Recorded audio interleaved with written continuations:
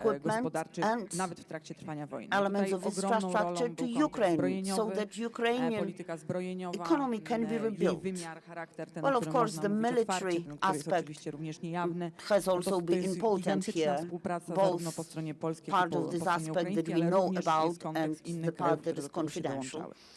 W Polsce dla polskich przedsiębiorców przede wszystkim, zarówno Ukraińcy, którzy zdecydowali się na to, aby adaptować się w Polsce, pracować w Polsce, ale również, o czym mówiła pani minister Malena Maląg, już teraz odnotowujemy coraz większe zainteresowanie tym, aby te firmy faktycznie na stałe osiadały w Polsce, aby mogły współpracować. Dla Polski, z punktu widzenia polskiego, bo zawsze powtarza premier Mateusz Morawiecki, to niesamowite wyzwanie z jednej strony, ale z drugiej strony zasilenie polskiej gospodarki. I też to, o czym mówiła pani minister Marlena Maląg, prawie 1 milion osób pracujących, 1 milion Ukraińców pracujących, zasilenie, wzmocnienie potencjału gospodarczego, ale przede wszystkim zasilenie PKB. Natomiast my dzisiaj musimy rozmawiać też o tym, co będzie się działo w perspektywie kolejnych lat. Wszystko wskazuje na to, że wojna będzie miała charakter długoterminowy, wszystko wskazuje na to, że jakby zarówno od strony społecznej, gospodarczej, jak i zbrojeniowej, to może trwać latami. Wszystko zależy od tego, czy jesteśmy w stanie jako Europejczycy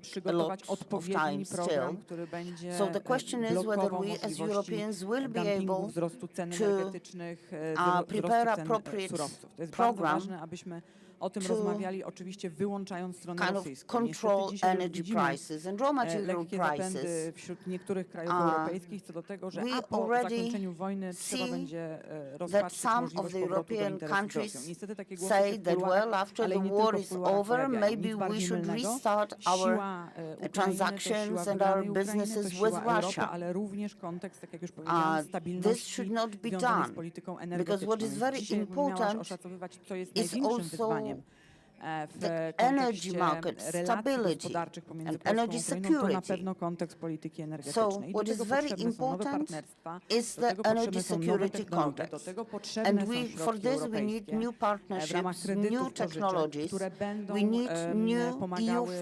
rozbudowywać i stabilizować tak naprawdę ten poziom cen energii. Bo ten poziom cen energii przekłada się na funkcjonowanie zarówno polskich firm, jak i niemieckich firm, francuskich, ale przede wszystkim również pozwoli operation of Polish companies, but also French companies or German companies.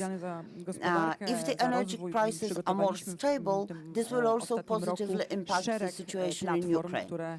We as the government have prepared a number of platforms in order to help Ukrainians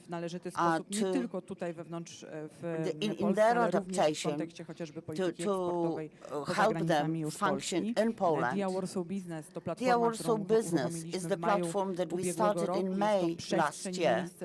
This is the space where Ukrainian companies can seek legal advice.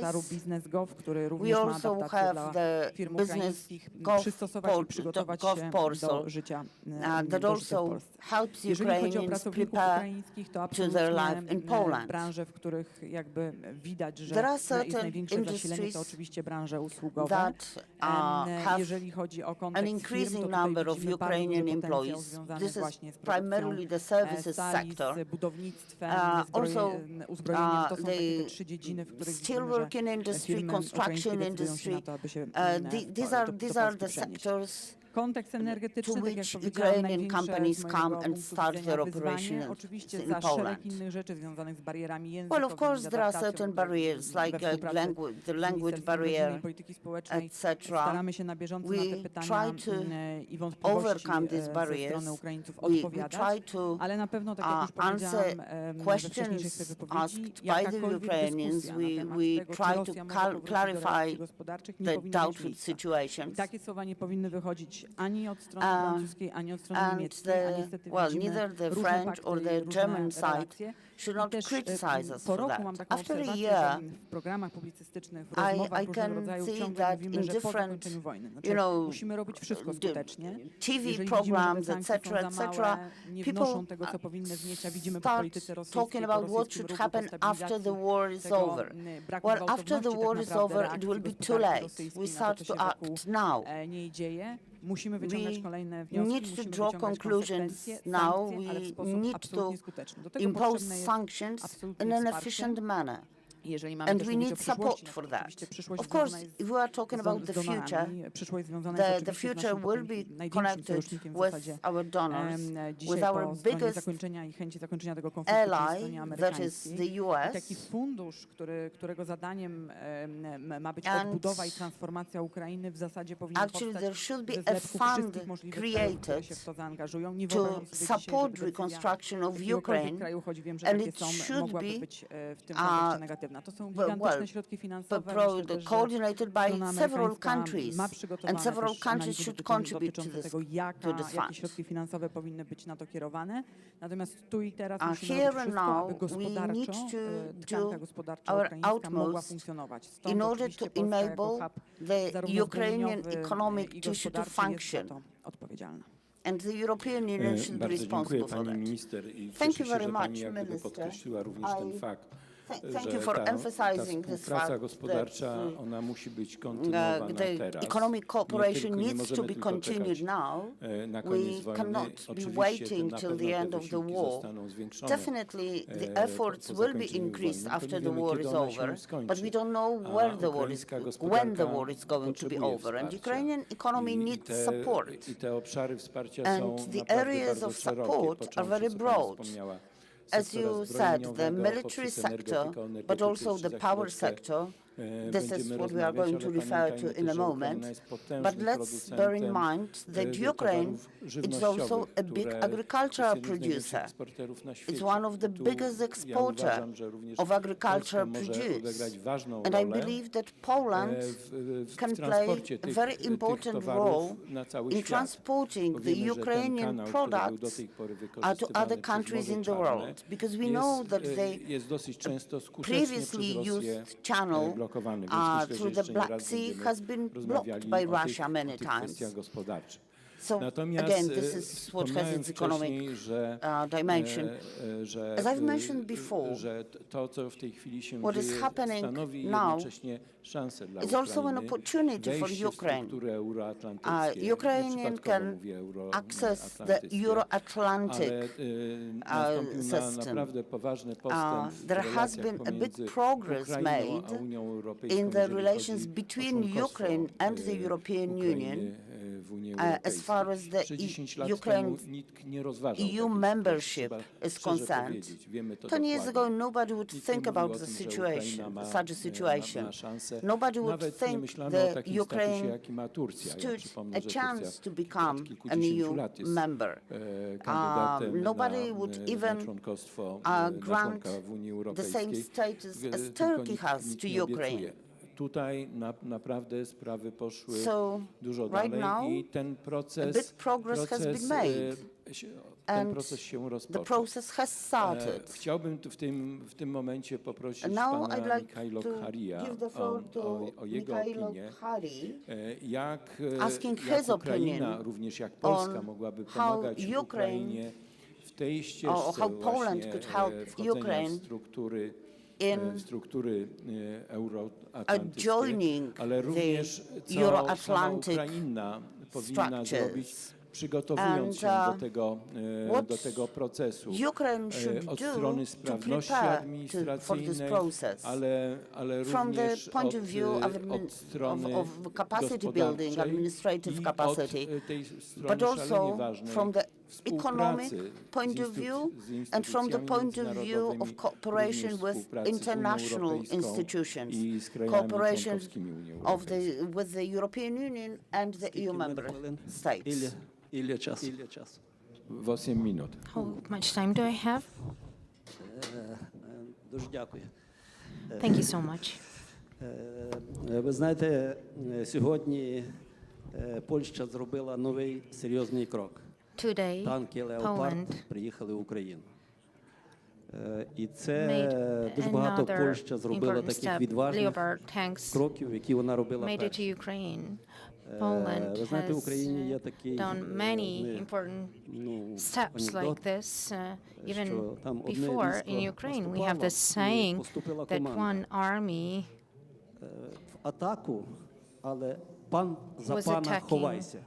There was a command, attack, От ми деколи говоримо, що такий самий ховаються одні за других, коли дати Україні допомогу. And this is the way it is like right now when people are hiding one behind another when the states need to decide whether to help Ukraine or not. And Poland broke through this barrier and was in the avant-garde of this process. I would like to say that the cooperation between Poland and Ukraine, also with the US, is something that puts everything at stake. And we made it together, an outstanding group of international experts. This is a great achievement of ours. We made it together, the Americans, some experts from Poland. We do not need anyone else, and we worked out a certain position. It is very important to say that our position, our perception of these events right now is identical with what the Big Seven are presenting right now. First of all, it's all about surviving. What Ukraine has experienced right now is the fact that thousands of homes are abandoned by the Ukrainian citizens. The war is not over yet. We realize very well that we are in a need of a survival program. It would be so good if the Ministry of Family could also participate in elaborating this concept-related part of the project. We need to prepare the measures and funds that everybody needs, because the war has not ended, but people need to live here and now. And the resources that were saved sometimes for their entire lives were exhausted. People leave their homes, and it would be very positive and very much expected, because you, the Polish government, the Polish society, are able to influence the international community. And the same goes for the transformation. Of course, the rebuilding of Ukraine is a long-lasting process, but we could create a twinning system for the sake of this survival. It is indispensable to find a systemic solution which would allow us to work together for the sake of creating new businesses. I like this approach very much. Based on the Polish experience, we could write a business constitution. We also like the Polish-American Fund for the Development of Entrepreneurship. Tens of thousands of small entrepreneurs benefited of this fund. So this experience is very valuable. When we talk about businesses, I would like to mention that Ukraine is one of the major manufacturers, producers of cereals. We sell this raw material. Our cereals are bought by other countries, and then these countries resell it with some added value, with some margin. So there was an idea of building a cereal hub in Poland. Right now, we cannot take the cereals out of Ukraine. We cannot build the infrastructure on the territory of our country, so we could do it in the Rzeszów region. we could sell maybe not cereals, but processed goods. It would be very good to draw up this program, and the Ukrainians are already searching for such plots where they could build installations, plants. They also try to transit cereals, but it's not too effective. It would be better to have a hub that would allow us to sell products from Ukraine. I think it would be a very positive and very interesting project. There are some also other items that are some food for thought. The European Union and the international monetary institutions should unite and also create some tasks, like create some financial paths, like quick funds for survival, maybe some expertise that would be prepared very swiftly. We have an experience with the systemic transformation of the country, but we don't have to wait for the document that we were elaborating along with Mr. Krasiczyn. We could start right now. And along with the Americans, we came up with a mechanism which is the Memorandum on Cooperation between the U.S. and Ukraine. I think it would be very much needed to come up with this memorandum between Poland and Ukraine, which would allow us to create projects, maybe create some kind of a food industry hub. Your initiative would be very much desired, also your leadership in this process. For this, in this way, we could proceed with some very particular, concrete facts. The civic society would also form a part of such an infrastructure. We have a very important cooperation with the American experts, and they warn us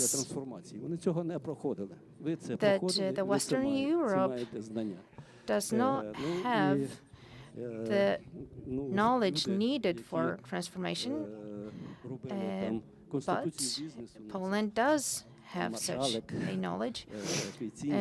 Those persons who elaborated the business constitution, such persons like Mr. Krasiczyn, would be a great contribution to our work. This would be a work that would be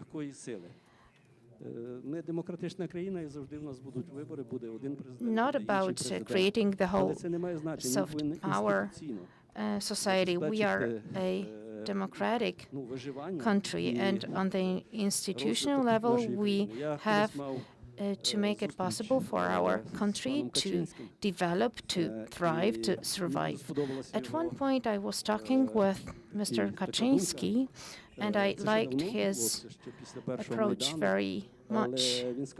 It was a long, long time ago after the first Maidan in 2004, and he said that if the Ukrainians, along with the Polish people, realize a common project, it could change whole Europe. This security architecture that was hitherto went bankrupt. We had the French policy, we had the German policy.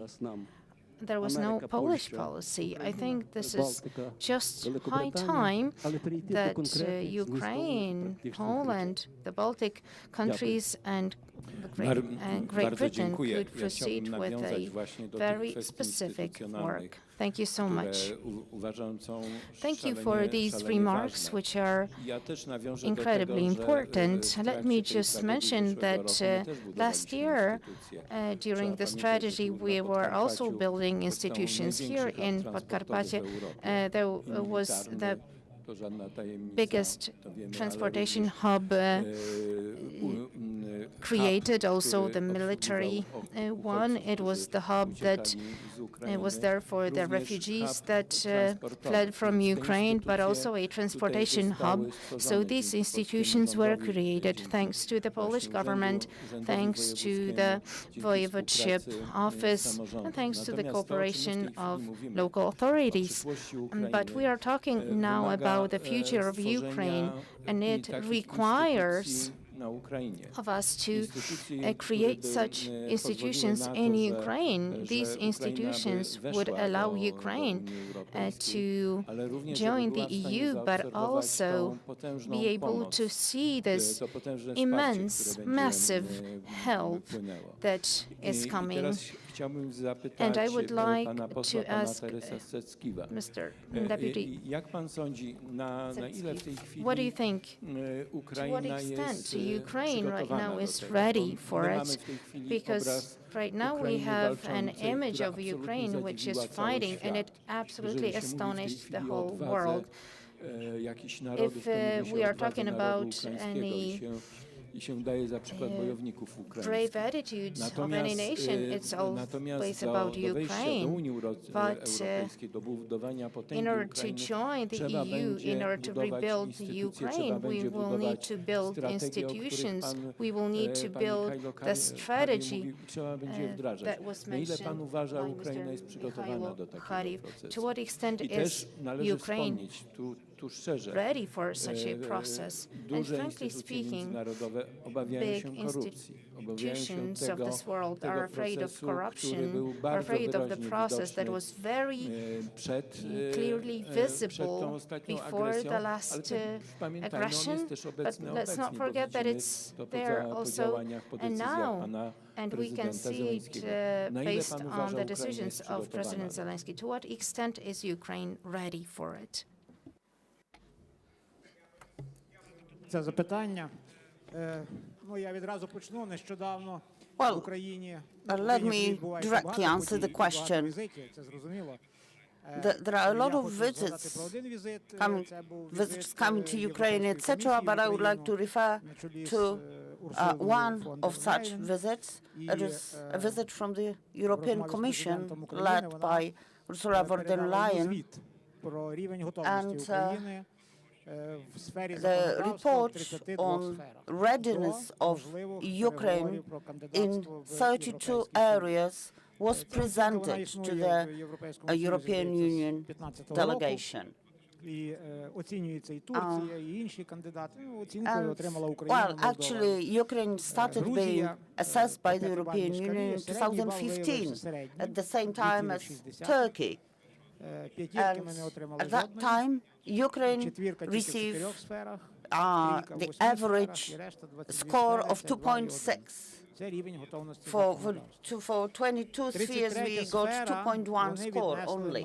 There were like several 3s and several 4s for the rest of the areas. So that was mainly with reference to the rule of law question in Ukraine.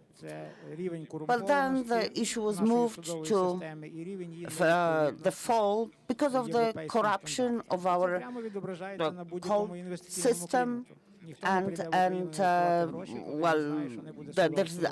our system does not really comply with the EU standards. I mean, no investors will come to Ukraine if they know that their property and their rights will not be protected by the judiciary, by the courts.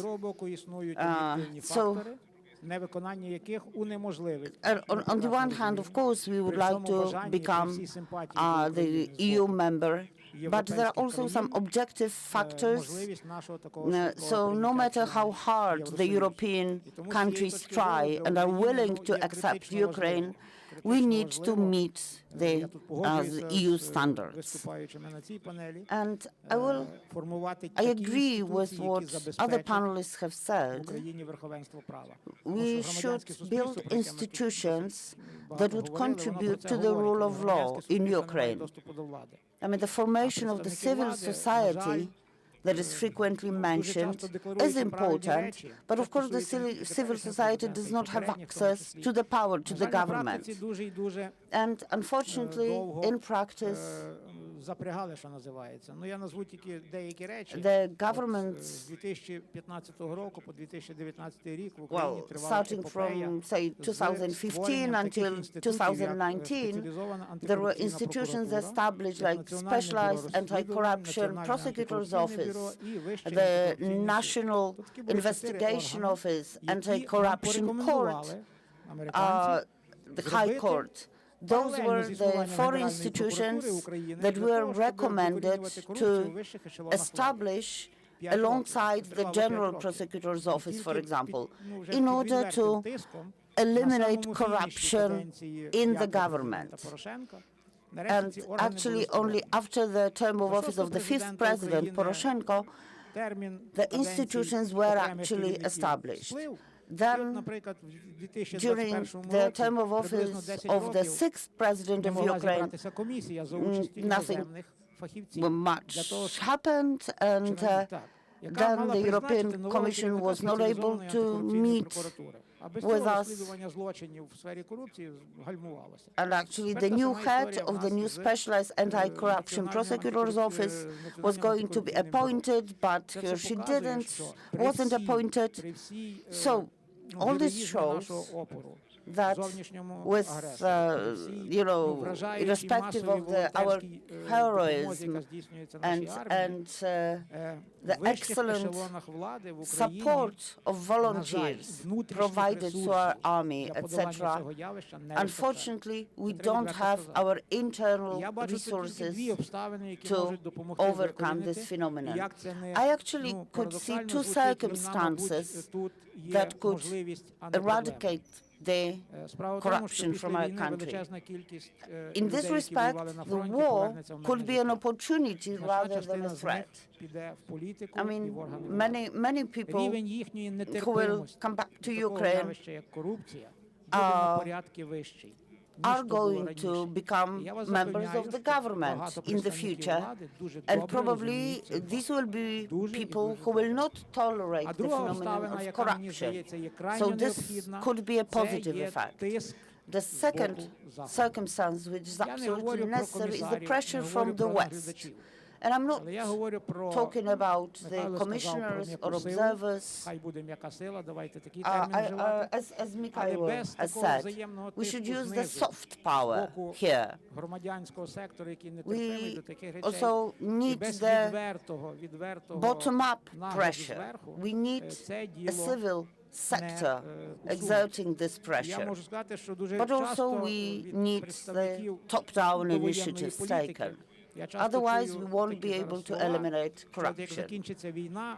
I've heard people saying that once the war is over, Ukraine is going to receive a lot of money, like $300 billion that was frozen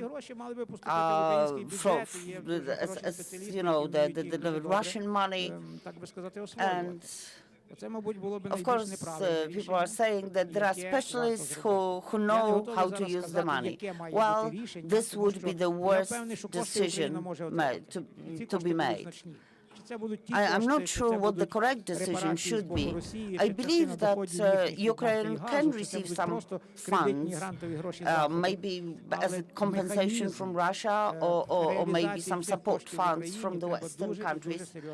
However, we really need to think it over how to build the right mechanism for the money to be well managed. Maybe some special funds should be established, or maybe, direct investments by foreign companies who will operate in Ukraine. I don't know, but this is something that will need to be discussed. I can just give you two facts that were shocking to me. The direct losses calculated by Ukraine was $700 billion. This is what the loss that Ukraine suffered. According to the UN data, there are approximately 8 million Ukrainian refugees in Europe at the moment. And also 4.5 million moved from eastern Ukraine into western Ukraine. So it's like half of the Ukrainian nation. So you can imagine what resources will have left for the reconstruction works to be carried out once the war is over. Of course, not everybody is going to come back to Ukraine. We don't know what percentage of our citizens will come back to their homeland after the war. But many of them who have found employment in the Western countries probably will not come back because they will have nothing to come back to. You know, like Azovstal factory in Mariupol. That factory was built 80 years ago. Should it be reconstructed and rebuilt? Probably not. Probably some high-tech production facility should replace it now. So these questions are also related to building of institutions. We should need the legal space which will allow businesses from other countries to invest in Ukraine. If we together eliminate the threat from Russia, because in such a situation nobody's going to invest in Ukraine. But if this is possible, then the question will arise whether Ukraine can ensure the rule of law and safety for the resources that the world would be ready to invest in Ukraine to support our economy. From my point of view, there will be some investments in the western part of Ukraine, because actually the western part of Ukraine has not suffered so much. I mean, of course, this is also the matter of the gauge of the rail tracks, etc., but these can be overcome. Now, how to attract investments to the southern and eastern part of Ukraine remains an open question. I think that we all will have to think about this. Right now, when the war is still going on, in order for us to be ready once the war is over. Yes, in the political and economic circles, people are aware that, yes, institution building is very important and very necessary, and people realize that it will not be a simple process. I mean, changing the economy, which used to be closely linked to the Russian economy, and now it will have to be linked to the Western Europe. I mean, we know this because we've experienced the same long time ago in the 1990s, but still we remember it. But that process actually was very profitable for us. 30 years ago, our foreign trade in the food sector was worth 4 billion euro. Right now, it's 40 billion euro. Our export to the East does not exist. We do not export to Russia and to Ukraine, not at all. So you can see that there actually changes can be profitable. So we can declare that we are ready to share our experience. We want to be the ambassador of Ukraine to the European Union. And I think that I will also pana speak ministra on jako szefa behalf of Marek kancelarii, Kuchciński, że the Polska speaker. jest również zainteresowana tym, żeby bardzo aktywnie w te When I say procesy that Poland is się interested włączyć. in getting actively involved Szanowni in these Państwo, wspominaliśmy processes. wcześniej, tu pani Ladies and minister gentlemen, Olga Minister Semeniuk-Patkowska Olga wspominała, że Semeniuk-Patkowska jednym z has mentioned during our discussion that one of the most important areas of cooperation would be the power cooperation in the power sector, power generation sector primarily. We know that the power infrastructure was the aim of Russian attacks in Ukraine. So this showed how important it was for the functioning of the state. But also in Poland, in the recent years, we've transformed our energy sector in order to get independent from the raw materials from Russia. And we have succeeded. At that time, of course, we did not know that the war was going to break out, but today we can say that we are fully ready for the new situation. We are among those countries who are very well prepared to the shock. But we're talking about the future also. The Polish assistance going to Ukraine are transformers and electricity generators. This is what should help Ukraine survive the winter. But we should also take a longer-term view, how to support the Ukrainian energy sector and power generation sector. We definitely need cooperation between our countries in this respect. And now I'd like to address President Paweł Śliwa, representing the biggest Polish energy company, PGE, Polish Energy Group. How would you assess the current situation in Ukraine and in Poland? And how do you see the prospects for cooperation between our countries? Welcome, ladies and gentlemen, Mr. Speaker, Voivod. Before I answer the last question that is asked, let me tell you about the energy sector from the social point of view. The first days of the war demonstrated that the cooperation between power sector specialists has no borders. We actually received mothers with children and elderly women also, wives of power sector specialists who stayed in Ukraine, who stayed there to fight for the country. I talked to one of the directors of such centers, a priest, who was telling me how those women perceived their situation. I mean, the power sector specialists had to stay in the power stations there, and they were it was not possible for them to leave. Starting from the first day of the war, our power distribution specialists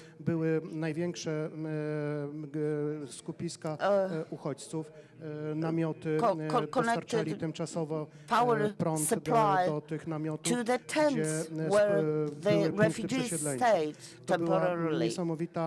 They provided electricity to those different reception points that were organized.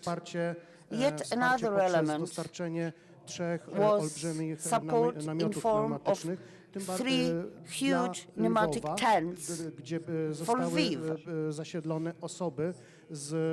where people from eastern Ukraine relocated to the western part of the country could stay.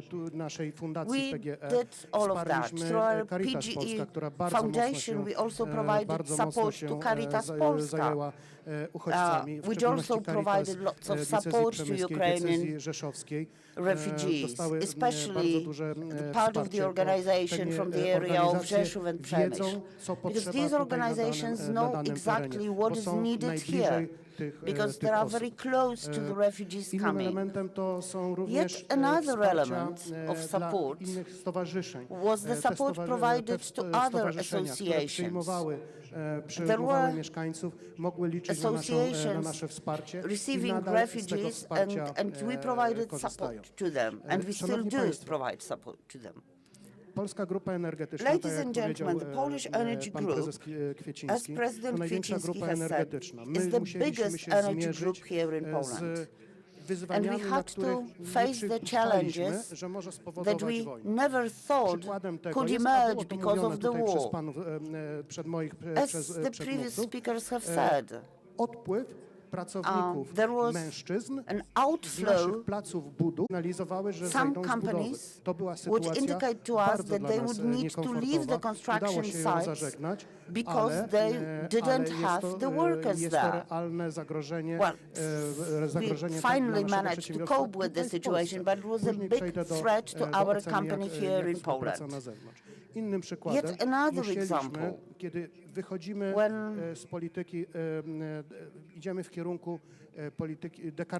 we are focusing on decarbonization policy.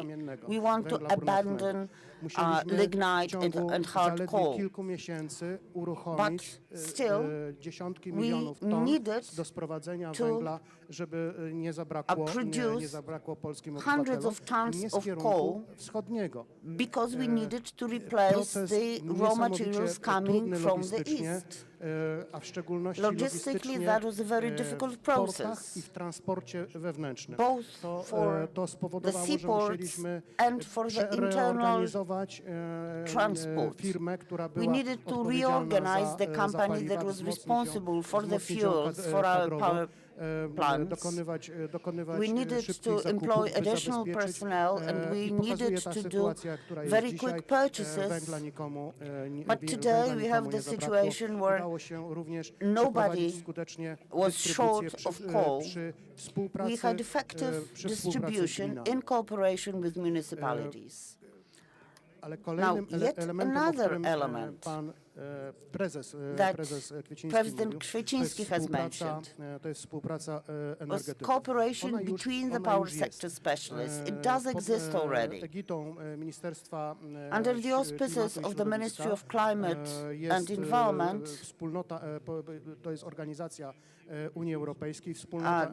there is the community of power sector specialists at the EU level.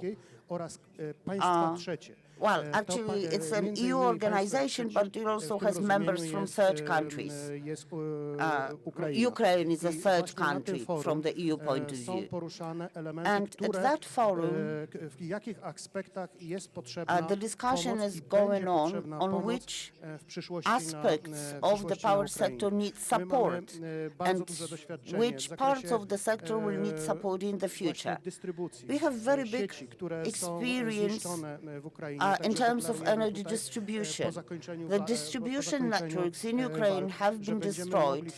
So after the war is over, we will provide support to Ukraine in this respect.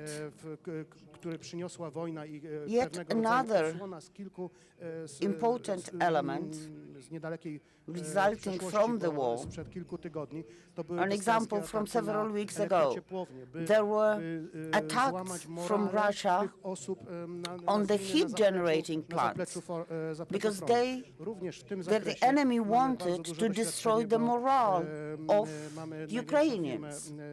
And again, we did provide support because we own the biggest heat generating company in Poland. So also in terms of heat generation, we can provide support when the war is over. Today, through the Governmental Strategic Reserves Agency, we have provided energy poles, because these are basic things. I mean, the energy poles have been broken in Ukraine. Power generating aggregates in order to provide electricity to cities so that the cities can come back to life. The power cables have also been sent to Ukraine. Thank you, President. I think that this cooperation in the sector of energy is going to get developed in the future. And what is most important is what you have mentioned, that is the hitherto cooperation, which is supposed to help Ukraine. We need to say that God protects us. He watches over us because we do not suffer from the lack of heat. But the war is not over yet, and for sure we will need to get better winter, and the cooperation between our countries and our subject, which is very important, and namely the subject related to the cooperation with international organizations, how international organizations can help in these difficult times, difficult processes. Kamil Wyszkowski is the head of the Polish agenda, or the Polish part of the agenda of the UNO, and also Global Compact, which actually gathers the most important companies from the whole world that also get involved in the support rendered to Ukraine, not only from Poland, but from the whole world. So this is one of the aspects of his activity. But there is another aspect which is even more important for us and even more so for Ukraine, and namely that the United Nations organization is getting prepared for managing the funds that are going to flow from international communities, from international organizations, for Ukraine will manage these international funds for Ukraine. Can you please share your experience how Polish companies get involved in this process of helping Ukraine and ready for this assistance rendered to Ukraine, especially in the period of restoration? I would like to extend my welcome to everyone. I am very glad that Mr. Krasiczyn mentioned the role of the United Nations organization in this process. We cooperate very closely with Director Wojka, and indeed Poland can have NOPS-u, which is the office that runs all the tender procedures for the reconstruction of the country. And during my 20-year experience in the United Nations organizations, I was also in Iraq. I had a chance to have a look at how it is being done. There is a country from which the aid is received logistically. Of course, the private sector is of key importance. There needs to be a great involvement on the part of the private sector from Poland, and also the receiving country, which is Ukraine. It does have its international grounds. We had the Lugano conference, we had then 3 other conferences in Paris, Berlin, and also one meeting with President Andrzej Duda in Davos, and also another meetings in January. When we look at the November report of the World Bank, we are talking about massive funds, 30 billion. There are also trust funds, and also there are quite a few billion US dollars worth. We talked about it with President Duda and also with Mr. Przemysl in New York. I also took the report with me. I'm going to hand it over to Marshal Kuchciński. This report shows what Poland did and also how much it spent in order to help the refugees from Ukraine, how these activities also were financed by the private sector, because there was a bottom-up movement on the part of our businesses that simply financed quite a few things. I had a chance to participate in it personally. We evacuated a big group from Odessa along with the buses and the fuel with no contract signed. He just at 3 o'clock at night. So these were some phenomenal events that took place at that time, and I think we passed this exam massively. But we also have Russia, which is in a deep isolation.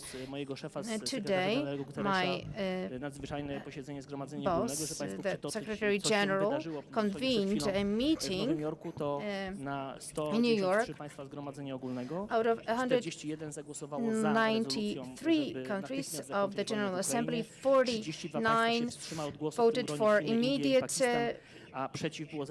stop of the war in Ukraine. A number of countries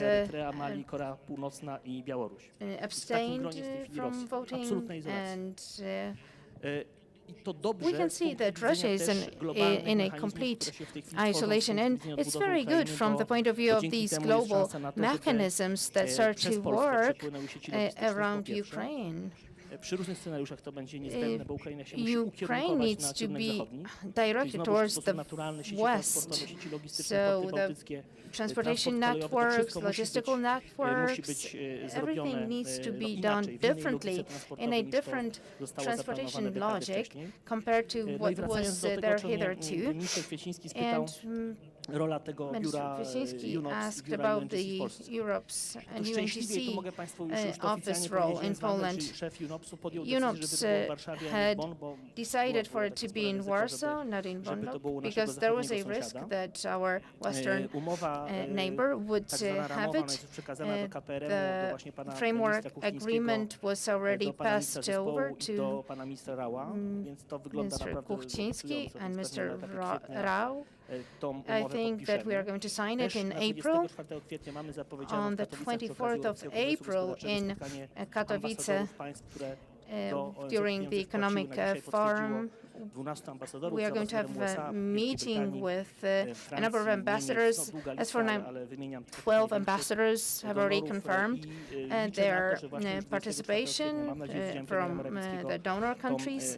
And also, I think that in April, still, we are going to sign this House country agreement. Maybe we will not open champagne at the time, but we can congratulate one another because we help them provide heat for their society. Also, in the western part of Ukraine and the northern part of Ukraine are the territories where the reconstruction has already started to take place. We are not waiting until the end of the war. There are no PFR representatives here with us, but I think an important element of the coordination mechanism is the fact that we managed to work out some investment funds and other funds. This is a very important element of this facility.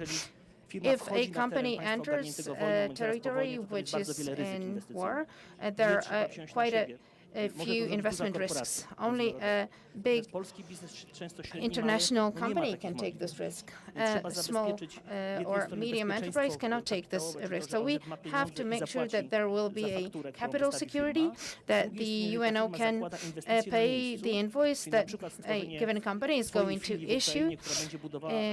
If there's going to be a subsidiary in Ukraine, these risks have to be taken by somebody else, that is the United Nations organization, the international community, the World Bank, etc. We are working on the solution, and it goes very well. The Polish Bank of Development and also the Polish Bank of National Economy are working on this. There are quite a few steps that have been taken. Let me stop here. Thank you. Thank you very much, and congratulations, because this definitely has been a big success of both Poland and the United Nations at the international level. Tak, ale Udało.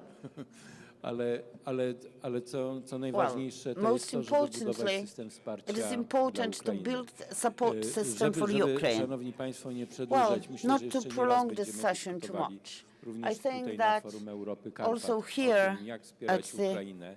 at this conference, we are going to discuss how to provide support to Ukraine, not only now, during the war, but also how to help Ukraine accede to the European Union, of Ukraine to have a similar standard of living as we have here in Poland.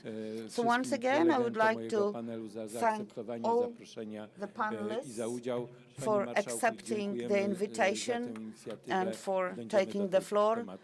Mr. Speaker, thank you for this initiative, and of course we're going to come back to this topic. Thank you very much. Bardzo dziękujemy Thank you. I would like to thank our excellent panelists and those who are interested.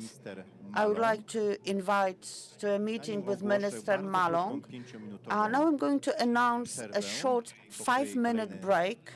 After this 5 minutes break, we'll have another panel discussion, but let's hear from Minister about GovTech. Yes, please join us in GovTech area space, where you will see the projects implemented by our center. Laboratories of the future, for example, 1.2 billion zlotys for modern equipment for schools in Poland, 3D printers, among others. And the games, there are educational games, actually. They are like books that need to be read at school. So we'll have a chance to see what, the games that the high school students can play in a legal manner at school. So it's to the right-hand side when you leave the room. And it's warm there, so you don't have to be worried. Now let's take a short break.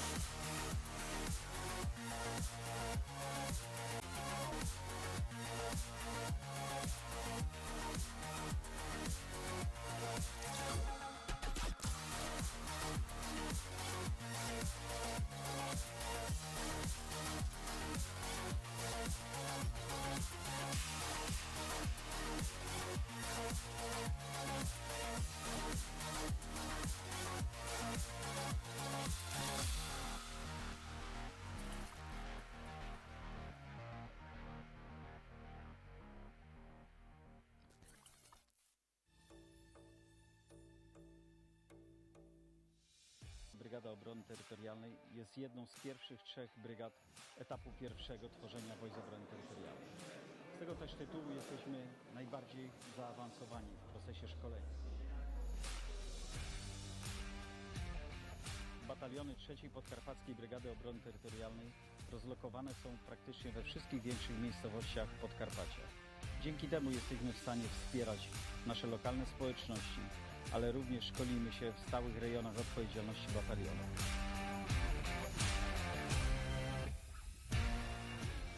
Działania 3. Podkarpackiej Brygady Obrony Terytorialnej ukierunkowane są w tej chwili przede wszystkim na zwalczanie skutków pandemii. Nasz tygodniowy wysiłek to ponad 1500 żołnierzy zaangażowanych w działania w szpitalach, placówkach medycznych. Ramię w ramię oddajemy krew. Jesteśmy w Regionalnym Centrum Krwiodawstwa i Krwiolecznictwa i jego terenowych oddziałach.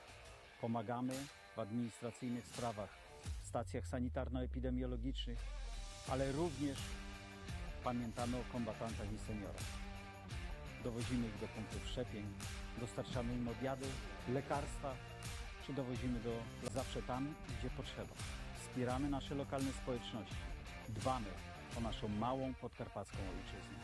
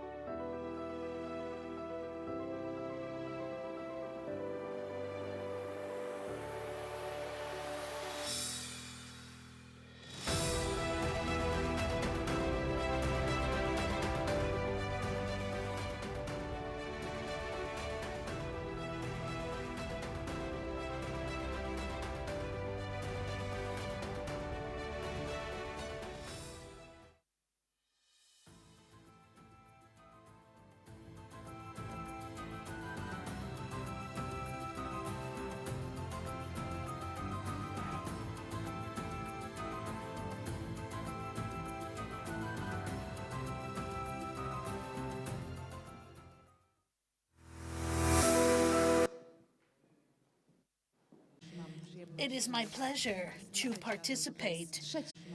It is my pleasure to participate together with the third co-narrator of Europe of the Carpathians.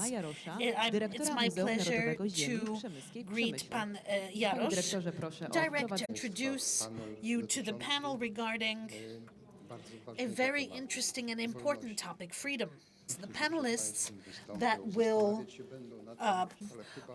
freedom in Europe of the Carpathians and freedom that is in our human hearts, in our souls.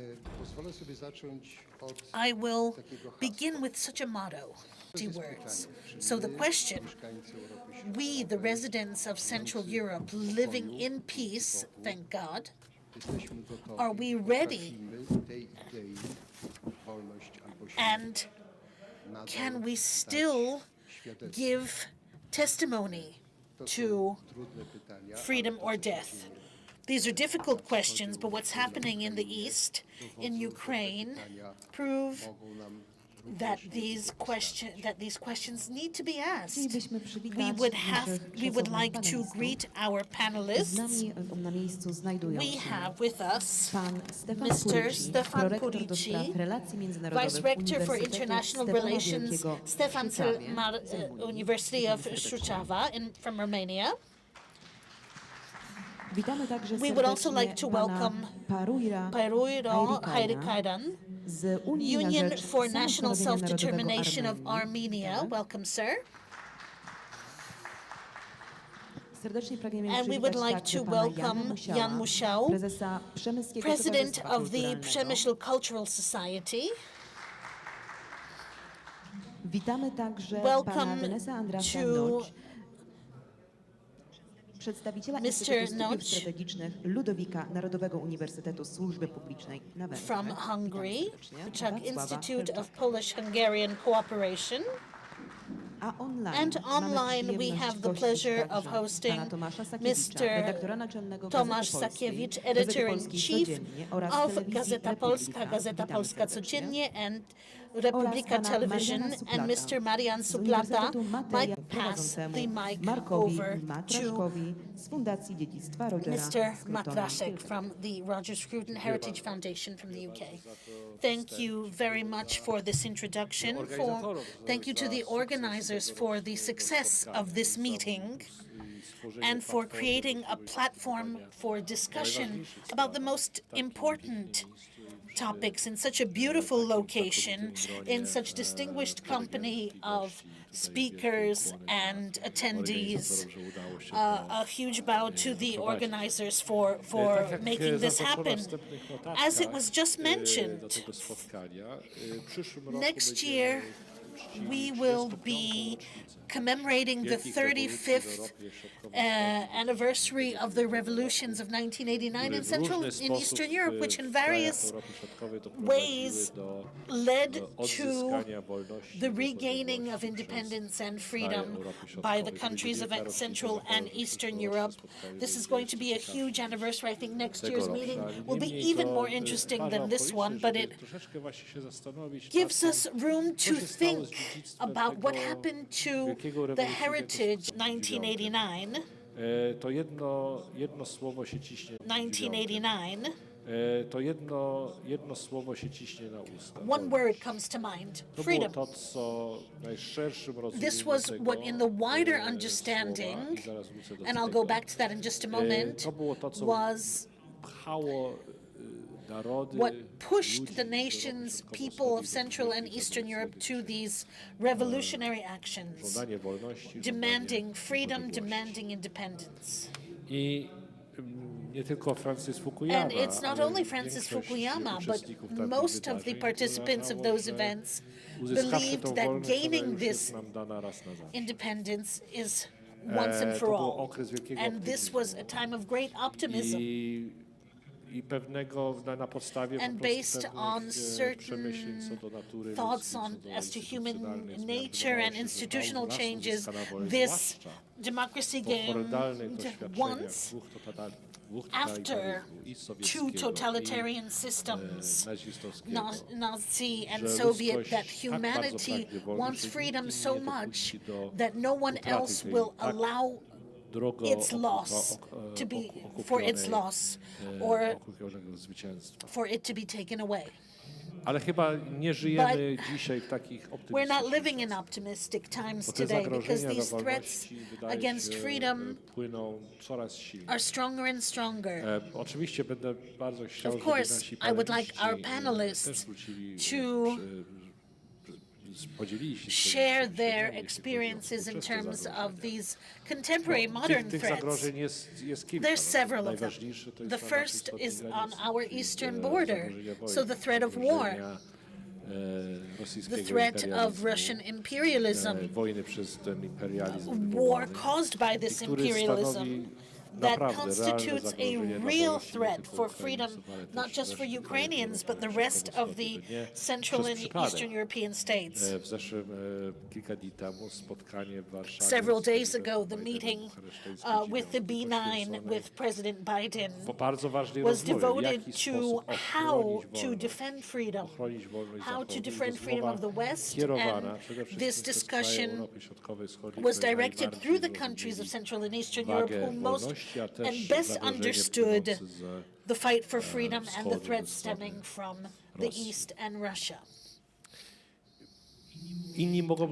Others can say, okay, this is not the only direction that we can say that there are threats to freedom.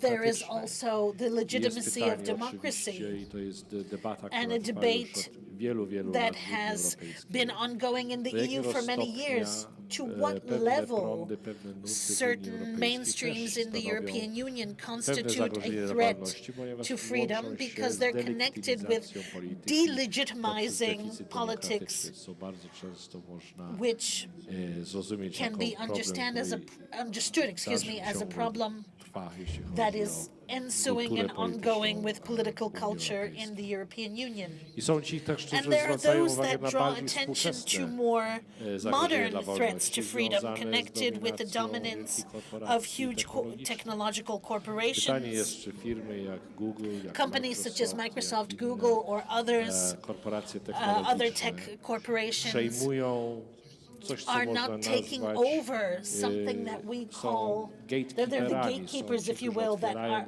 opening or closing the doors to freedom of speech. This is a huge debate that is ongoing in the US, the UK, and Europe. Czyli mamy So we różne have rodzaje various zagrożeń types dla of threats to wolności. freedom. Niektóre z nich Some bardziej are konkretne, chyba inne more są bardziej, specific, może wydają się być some odległe, are ale more niemniej abstract. Nevertheless, te these wyzwania dla challenges wolności to są freedom w dalszym ciągu are z nami. with us. I to wracamy do zasadniczego pytania, And now do we're jakiego going back to the stopnia to question, wielkie to what zwycięstwo level 89 this roku huge było zwycięstwem victory of trwałym. 1989 Jakie są was te zagrożenia? constant? What are the threats? I czy my, jako And we, as obywatele krajów citizens Europy of Central and Środkowo-Wschodniej, Eastern Europe, zwykli obywatele, a regular może i nawet citizens, or elity, perhaps the zdają sobie elite, sprawę z tych are wielkich aware wyzwań of these i do challenges, jakiego stopnia and to są what level zdolne i obywatele i are elity the do elites and obronienia the citizens tych bardzo able głębokich to wartości, które defend walczyliśmy these 30 values lat that we temu. fought so hard Tyle for tytułem 35 years wstępu. Ja ago? może So much poproszę, for an żeby w pierwszej introduction. In first kolejności order, nasi I would gości like podzielili się to swoimi ask refleksjami the na ten panelists to share their głęboki temat. reflections, Potem będę wracał and then I'll do go jeszcze back innych to other aspektów aspects debaty. of the debate. I może zacznę And właśnie I will z naszych, start with znakomitych i od pana Stefana. Mr. Stefan. Może będzie I najprościej, think it jeśli might be przejdziemy easier tak, if we just go in order, sekwencyjnie po panelu in a row, i poprosić and o ask pierwsze przemyślenia for na the temat first tej thoughts kwestii. regarding what Skromnie I spróbowałem tried to wprowadzić, ale być może introduce, są inne but perhaps you przemyślenia, have które są, other aspects są that you would państwo like chcieliby się to podzielić. share. Proszę. Dziękuję bardzo.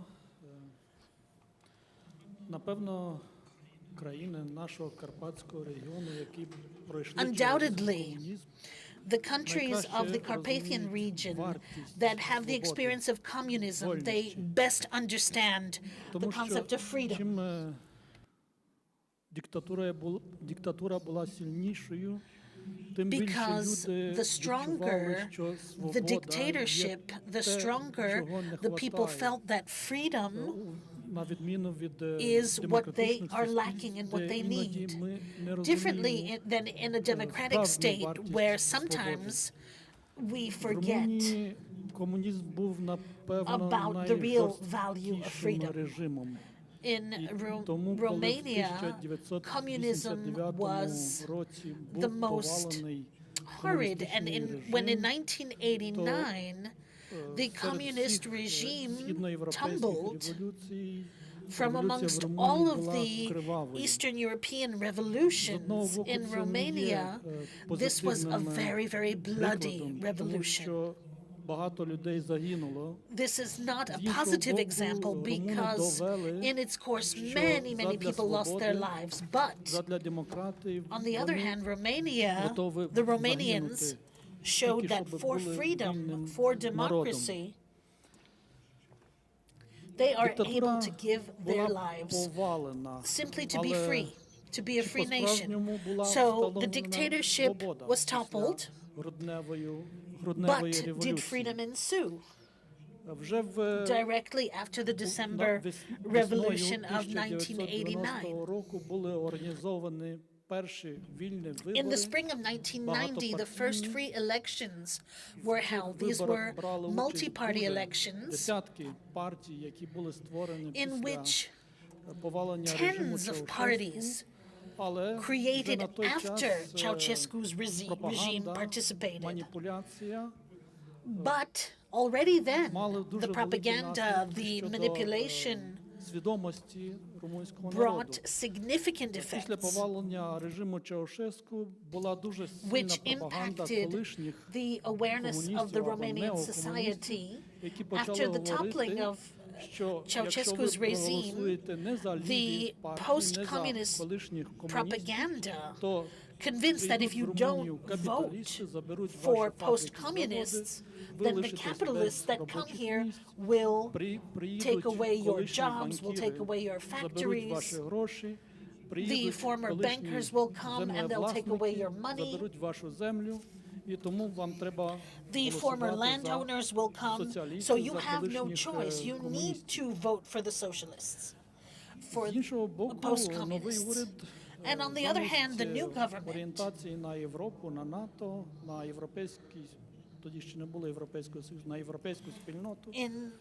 instead of being oriented towards the West, towards the community, towards the European community, started to focus and be orientated towards Russia. And Romania was one of the countries that entered into an agreement, a basic agreement, political agreement with the Soviet Union that was not ratified, which for the Romanian society was proof that the leaders did not take the right path. There were demonstrations, pressure, as a result of which even those socialist parties started to be more Western orientated towards the European Union. And in the subsequent elections in 1996, democratic parties came to power, which declared European values. But even then, freedom was not there in full, because as the previous president of the university, Emil Contaninescu, mentioned, he was not able to fight the former services, special services, secret services that opposed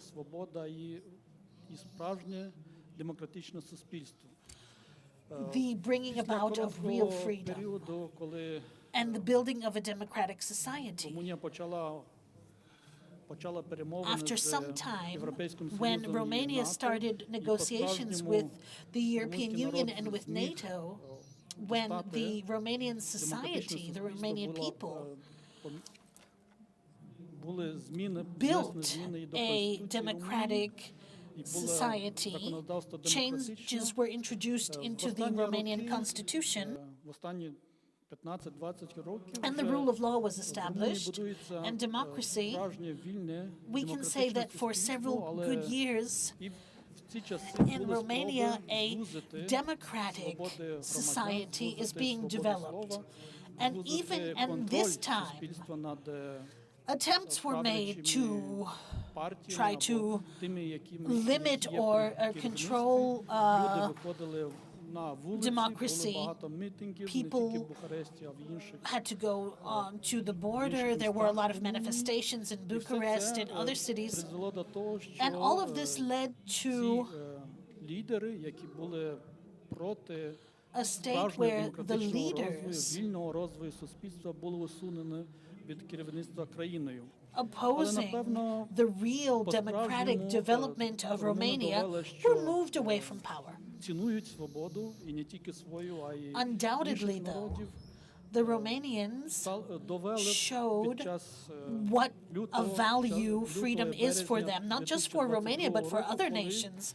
This was visible in February and March of 2022. Although many claimed that the Romanian-Ukrainian relations are not very positive, the Romanians did open their doors and they opened their hearts for people searching for shelter against Russian aggression. Over 3 million refugees came to Romania who found asylum and shelter. For a majority of them, Romania was a transit country to Europe. And the Romanians have also proved that they value freedom and they're ready, regardless of risk, because at that time the effects of the Russian aggression in Ukraine were not yet known, and how this aggression is going to end, even for Romania or other countries of the European Union or NATO nations. In the first days of the aggression, there was a great feeling of uncertainty. Nevertheless, the Romanians supported the Ukrainians on many fields. And the approach of Romanians to democracy can be shown by showing the results of the last opinion polls from several days. 62% of Romanians still support Ukraine in their fight for independence. And as the president of Romania, Klaus Iohannis, mentioned, Romania will continue to support the freedom of Ukraine and will stand shoulder to shoulder with Ukraine. Thank you very much. And now let us move to Pariur Hayrkyan, our friend and guest from Armenia. Actually, it's quite interesting to hear from you. We used to say that the 1989 revolutions usually took place in Central Europe, but with the collapse of the Soviet Union, there was a wave which led to the collapse of the whole Russian Empire and its hold over all former Soviet republics, including the Caucasus. So what is your experience, the history of Armenia? What are the lessons that we can take about freedom from your history during the collapse of the Soviet Union, and what actually were the challenges to its consolidation? Thank you for this opportunity. Thank you, organizers. I would like to mention that already long time, almost a year, each day I began to follow news from Ukraine, but not because of that Ukraine now are doing the work which are for all of us. But I had many friends.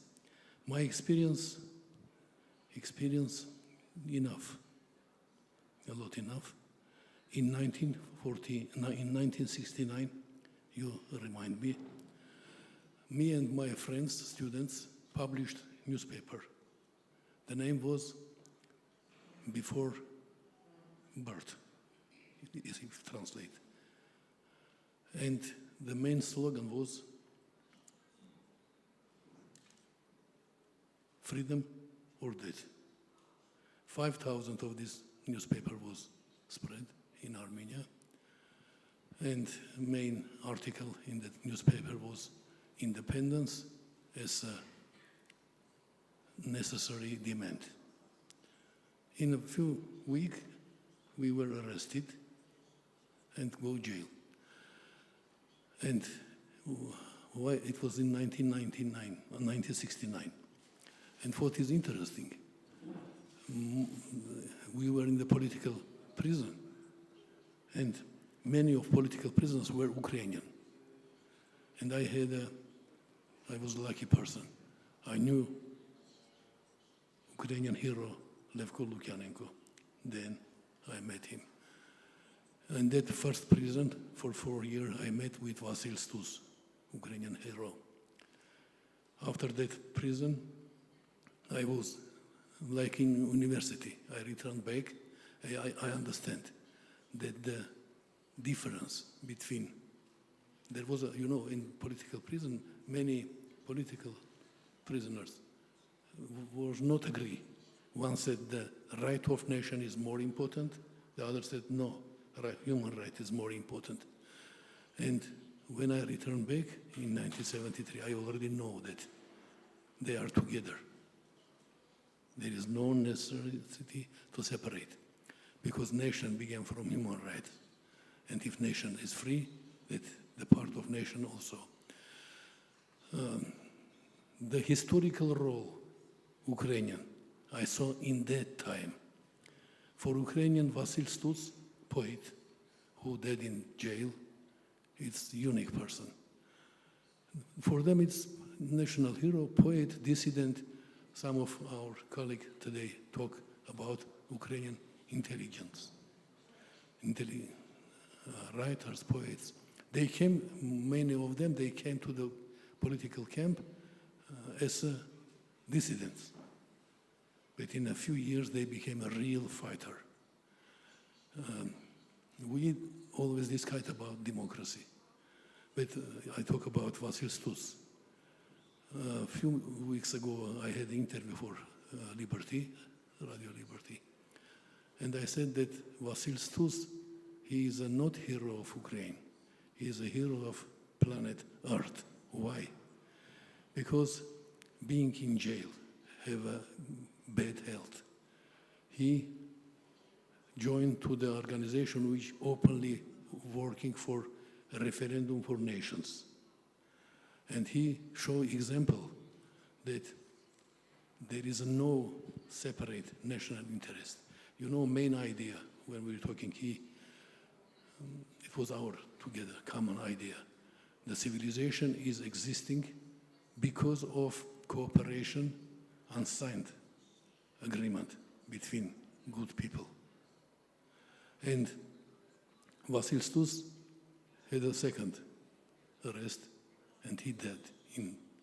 But I think he is a main dissident or political prisoner who has more love than any other person.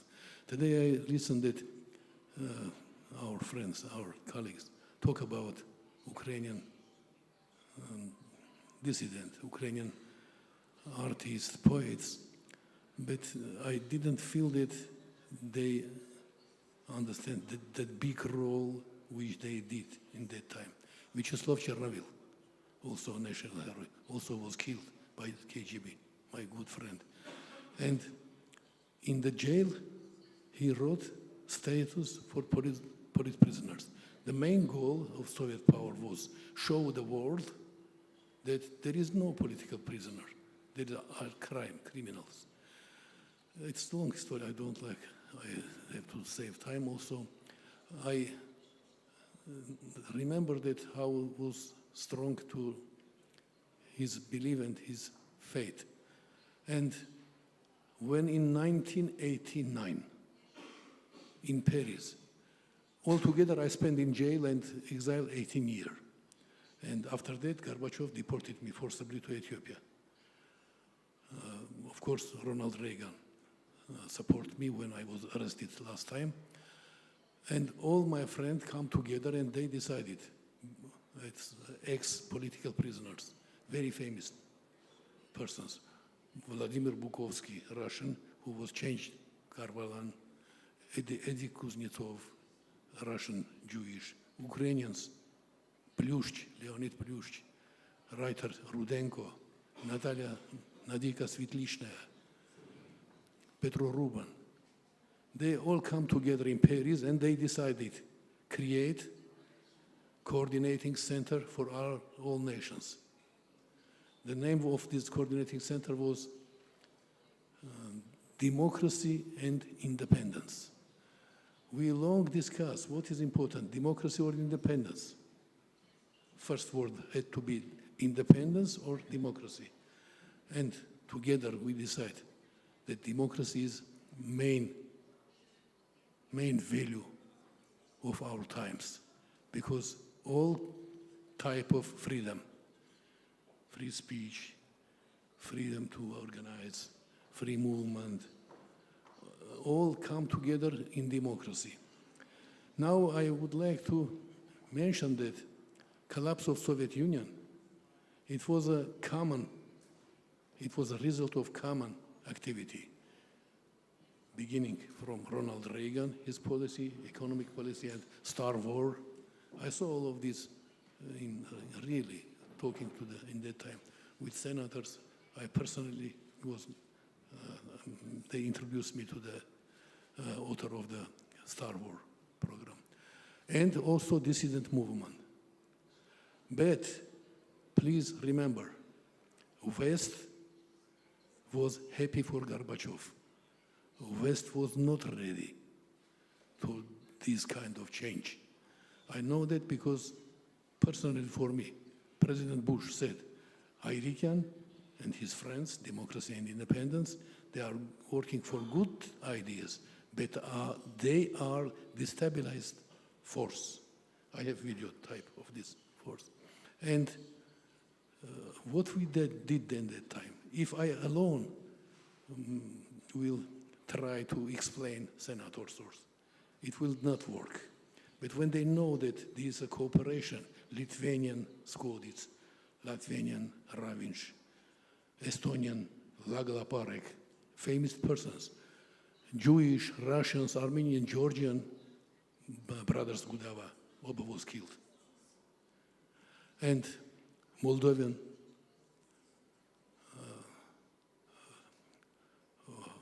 forget her name, but I will remember. And later, Azeris came together, Crimean Tatars, but on the center were Ukrainian.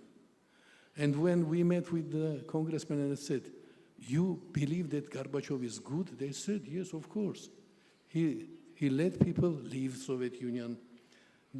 He let to listen Free Europe, Voice of America. He gave freedom political prisoner. And they had the feeling, or that game was good for West politicians, because after Brezhnev, before that Stalin, they said, oh, it's good. Now have a good. And in the congressional record, there is a publication about that. When Senator Helms told to President Bush, Democrats of the Soviet Union, different nations come together, and they said that we have no support Gorbachev. The West, especially United States, were ready to give most favored nation status to Gorbachev. And our common demand, decide, you are supporting Democrats or communists. There was one interesting moment, a little longer, that there was a big meeting for support us, because I had agreement with Václav Havel to organize in Prague big conference, Peaceful Road to Democracy. And for fundraising was a big conference. There was a Senator Wellop, and many congressmen, especially in California, David Ryer, Christopher Cox. And main speaker said, you can give some question to Ayrikian. Only one question. They asked me, what is your opinion about Gorbachev? I know that they are conservatives. They are people like me. We are thinking. And they asked me. Before that, Jean Kirkpatrick said that we have no alternative to Gorbachev. And when they asked what you are thinking about Gorbachev, they were waiting that I will talk 5-10 minutes. I stopped, said, you know, Gorbachev is communist. They are waiting for continuation. Continuation, no continuation. And everybody wake up and began to, I don't know how to say. So the West believe that Gorbachev is good. And they didn't mention that. He said, we will have our democracy, one-party system democracy. And I would like to finish my words with the biggest mistake of our civilization. When they are talking that each nation can have his democracy, it is biggest mistake. And this kind of mistake allowed to the different kind of dictators said that, we have our democracy. It is mistake by the scientific looking of this question. Democracy, it means human right to govern, to cooperate, to participate governing. But this participation must be equal. In all our democratic system in all countries, people are equal only the election day. And democracy has the two phases, traditional and law, structure, government system. And here, we are using absolute dictatorship, absolute monarchy. But we are afraid to say absolute democracy. With the cooperation with my friends, long years, we find the formula for the government system, not for democracy, but for the government system, which we can call absolute democracy. We can demand any country to follow this formula. But by this formula, you can calculate what level has this country. If this idea, which came from the Soviet political prisoners, unfortunately, many of them already dead. I was young when I was in connection with them.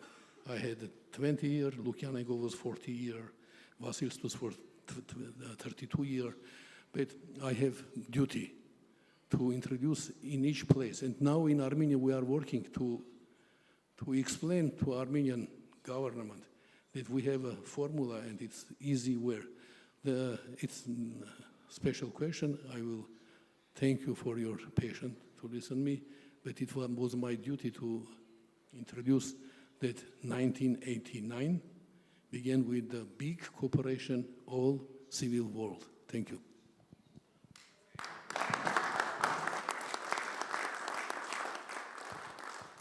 Bardzo dziękuję za te niezwykle ciekawe. Thank you very much for this very, very interesting presentation, because it shows that the fight for freedom in the Soviet Union lasted even outside of our awareness, but thanks to people such as you people in Armenia are free. Respect. And now I would like to move to Mr. Jan Musiał, who I have known for close to 40 years. We met in the 1980s when I used to come to Przemysl during communist times.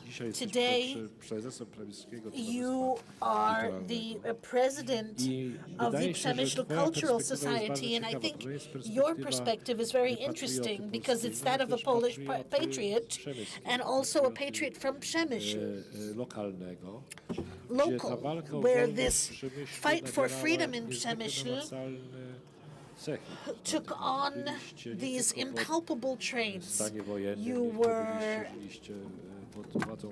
You went through martial law, communist rule, and very close to the Soviet Union, very aware of what was on the other side of the border, how bad this system was. And your fight was very, very good. And I wanted to hear how you look at what you achieved in 1989 from the Przemysl perspective, and how you see that your experience makes you aware on how important freedom is and what you believe others should do to secure, safeguard this democracy. The fact that what we achieved, we're all here. So I will talk about the genesis that was placed in the lead of this panel. The value of freedom, the value of human rights, and the value of civic freedom that talks about our Central European freedom. Yes, these were more important and on the front line and much before 1989. Of course, the breakthrough of 1989, or from that time, we could speak freely and build upon these words. But we expressed them despite censorship, totalitarian censorship, for the previous 50 years. Yes? In the dramatic acts of freedom, like Janusz Esterhazy, like Richard Siwiec, or Jan Palach, who paid for this freedom by losing their lives, by coming against the communist oppression. They paid the price. In Hungary, where or the Pole who was most honored by the Czechs, and Ówczew, who fulfilled for the first. They paid for all of us. They paid with their lives for all of us here, representing these nations. And going back to these acts of heroism, this needs to open our common freedom archive from Central Europe, Hungarian, Slovak, Czech, Polish. And reference to these acts, the further actions not as dramatic, more not single, but together as community and institutionalized as this conference, Europe of the Carpathians, are gaining in axiological depth and allow us to co-create a very strong Euro-regional solidarity addressed, in fact, to the entire continent. And once again, in its western part, we have again perceived that the merchant statement business as usual is not enough. We need to go back to the founding European axiology, the Euro-Atlantic axiology. Here I represent the local aspect, the Przemysl Cultural Society, founded in 1988, and it was gained a rebirth 2 years ago. On the website, you can see the sublocal Przemysl Freedom Archive and the documentary praise that was given to Mr. Siwiec, after which Adam Macedoński saved the archives, the founder of the Siwiec-Palach company, and he was being persecuted for this in the 1960s and in the 1970s by the Polish and Czechoslovak at that time Secret Service. So I draw your attention to these documents, and I think it will speak to you they will speak to you very strongly. more than just these generalized political thoughts. It will help you understand why it is worth looking after your own past and looking also at the past of your neighbors. Perhaps this will give us, anchor us into more of a common approach to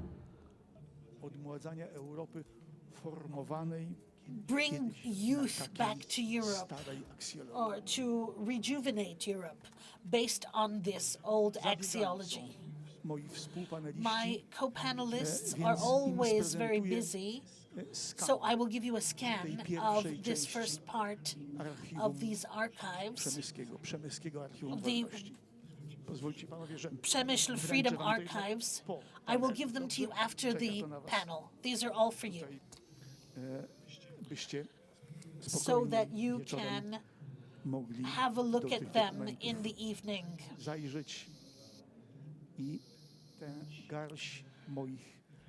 And confirm the statements that I have just made. Thank you very much for this very touching, personal testimony, and we will be looking with great care at the development of the archive, and we wish you all the best in building it. I may switch into English because I know it might be easier just to kick off the discussion on Hungary if I turn to you, Denis Andrasnoj. And we're very grateful that you're here to represent Hungary, because Hungary has a very, if I could say, Hungarian approach to an experience of freedom and independence. The Hungarian people have paid a tremendous price for their independence. You paid the first price of semi-losing your independence in 1921 under the Treaty of Trianon. You lost 2/3 of Hungarians lost their independence, lost their subjectivity as a result of Trianon, which left the Hungarian people with a great trauma. You had a very unhappy experience in the Second World War. You suffered not just Nazi terror in Budapest, especially in 1944 and 1945, but then you experienced communism in its worst form under the initial period of communism after 1950, after 1949. But then you also experienced the horrors of a direct invasion and a revolution, a bloody revolution that failed, maybe failed physically, but succeeded morally, but failed physically. And even today, you have you are torn with different national impulses. One impulse is of desiring to be part of the West, but then the other impulse is that of survival and to rebuild your national identity and national independence. What is your understanding of 1989? How do you define the freedoms that you succeeded in recovering in 1989, and how do you today define the Hungarian struggle for its own freedom and independence? Please, I assume you were going to be speaking in English rather than Hungarian. I'm not sure if there's a Hungarian translator, but over to you, Janusz. Thank you so much for phrasing that in English. Ale jesteśmy w Polsce, dlatego będę porozmawiać po polsku. Że ciągle zaskakują, są wielowarstwowi z wieloukrytymi talentami. Dobry wieczór, jó estét, bună seara, bari irikun. Dobry wieczór to our friend in Bratislava.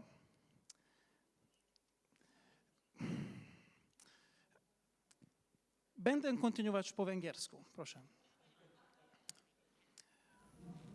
Mindenek előtt szeretném természetesen elnök úrnak megköszönni a First meghívást. of all, Nagyon szépen köszönöm. let me thank the Marshal for the invitation. Thank you for inviting me to the panel, and especially I thank to Katarzyna Musia and to Evelina for all your help and for inviting me here. Why did I switch to Hungarian? Well, because I believe that this is one of the freedom of the Carpathians to be able to speak in our native language. In Central and Eastern Europe, our predecessors for centuries couldn't speak their languages. They were oppressed, they were occupied, and the use of their own native language was often prohibited. This is a great treasure now to have Polish being spoken in Poland and Hungarian being spoken in Hungary. In 1989, well, I'm quite young, so before responding to your question, I would like to ask the public, could you please raise your hands if you were born before 1989? Köszönöm nagyon szépen, Thank you very much. Most pedig, ha szabad, and now if you allow me, hadd kérjem meg önöket, hogy tegyék fel azok a kezüket, akik please, for those who were born after 1989, please raise your hands. I see one person, two. Well, let me add myself to the list. I was born after 1989. Why this question? Azért tettem fel ezt a kérdést, mert számomra, because for me and for my generation, 1989 is a written history. It's not our personal experience. We know it from the history books. We know it from the stories of our parents. Our parents were members of the freedom fighter movements, as Marek Kuchcinski, Ryszard Terlecki, or Viktor Orban. They fought for freedom, and they succeeded. Thanks to them, we can be here today, and we can freely and openly speak about the future of Europe. For my generation, the year 1989 is a watershed moment, because this year opened a number of opportunities consumed in 2004. At that point, we took the decision that we want to join the EU. Because we are in Central and Eastern Europe, we simply wanted to know, we simply knew that we wanted to stay there. Actually, we never left this Europe. We simply returned to our motherland. We simply returned to the family of the European Union. That is why my generation is quite disappointed by the developments which took place after that event. In 2021, for instance, the Eurostat, so the Statistical Office of the European Union, produced a poll, public poll, youth survey. So there was a poll among young people, and the question was asked about whether the youth are satisfied with the EU and its action. And only 28% of the youth in the 27 EU member states said that they felt they were satisfied with the EU and its actions. And basically, it shows the room for improvement. So let me now come back to Marek's question. What are the major challenges for our region? Well, I think that we should not divide ourselves. We need to preserve unity in order to be free. The unity is a key value here. Let me come back again to 1989. Back then, during the transition, the governments were convinced that all the countries should be members of the EU, and everybody simply was going to the same direction. Then the V4 cooperation was established. And among the achievements of the Visegrad Group was that we then joined the EU in 2004. And since then,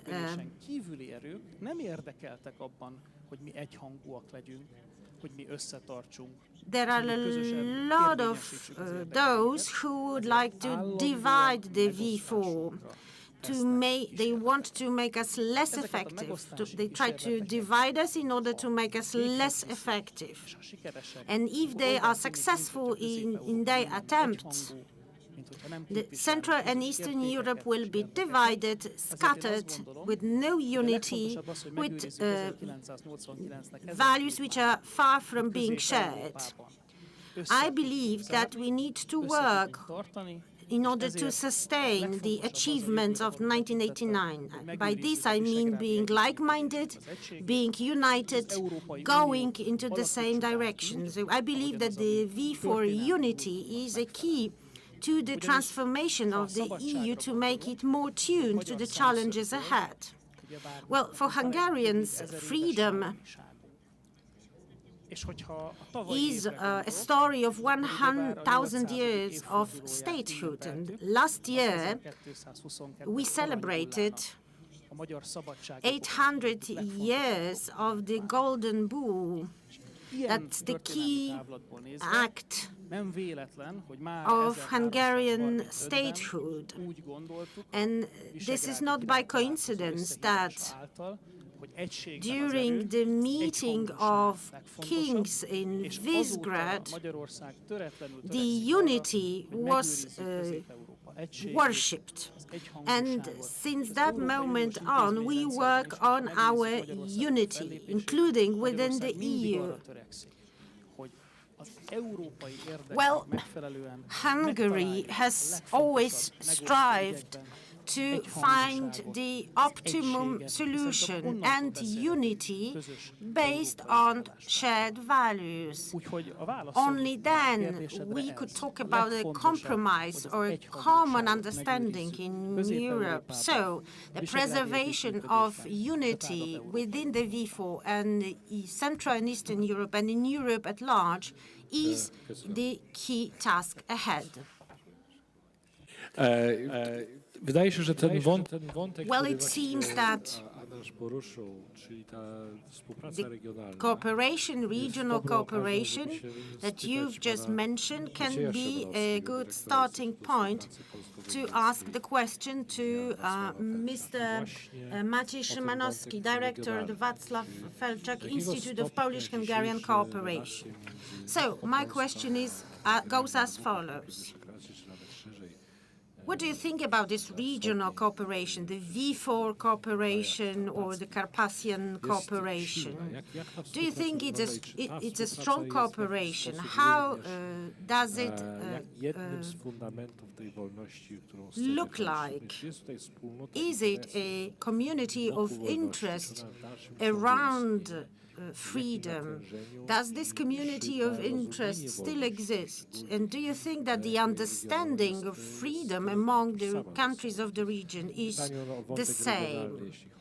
So basically, it's about how regions can contribute to the building of freedom. Thank you very much, Mr. Chairman. Thank you. I will start with a nice piece of information and a request from Mr. Marek Kuczynski to all the panelists to come and join us at the meeting of the Club of the Carpathians at 7:45. If time allows, we would definitely like to ask you to come and join our meeting, and I will be very happy to answer this question. Ladies and gentlemen, if we look at Poland, Hungary, Romania, Czech Republic, Slovakia, to mamy wolne We wybory have powszechne, free kadencyjność funkcji. elections. Mamy. Do we have them? Yes. Na przykład całkiem niedawno Just widzieliśmy recently, wyniki wyborów w Berlinie do Bundestagu, które we trzeba było powtórzyć. looked at Wydaje się, że watched były tam pewne the problemy. elections to the Bundestag in Germany that had to be repeated because something went wrong. We had freedom of religion. To są wyjątki, to nie jest żadna systemowa Maybe from time to time there are some Mamy issues, wolność słowa. but that's not a common Nie thing. ma- We nie have znamy freedom instytucji of cenzury speech. We prewencyjnej. don't have preventative censorship. Są takie państwa, There są are takie states, platformy platforms, społecznościowe, social które platforms, wykorzystują świata zachodniego. social media that do so. Mamy wolność manifestacji. We have freedom to Nasza assemble. policja chroni The demonstrantów, police protects podobnie jak people, londyńska. just like they do in Wszyscy, którzy London. widzieli w Paryżu albo Those that have seen centrum Celi, co in się dzieje, Paris to or in troszeczkę inaczej Brussels, to things wygląda. look slightly different. Mamy, proszę Państwa, We have kapitał, cały kapitał wolności a sądu lot i of osądu. capital of freedom Przepraszam, tłumaczy.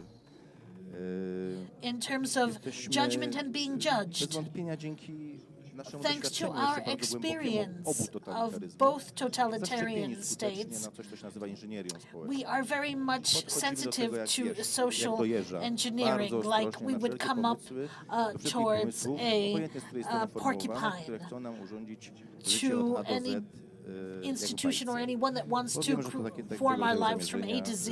raczej się kończą źle, And we know that raczej this często ends krwawo. poorly or even Mamy już całkiem with a wysoki lot of kapitał bloodshed. wzajemnego We have zaufania. capital of mutual trust.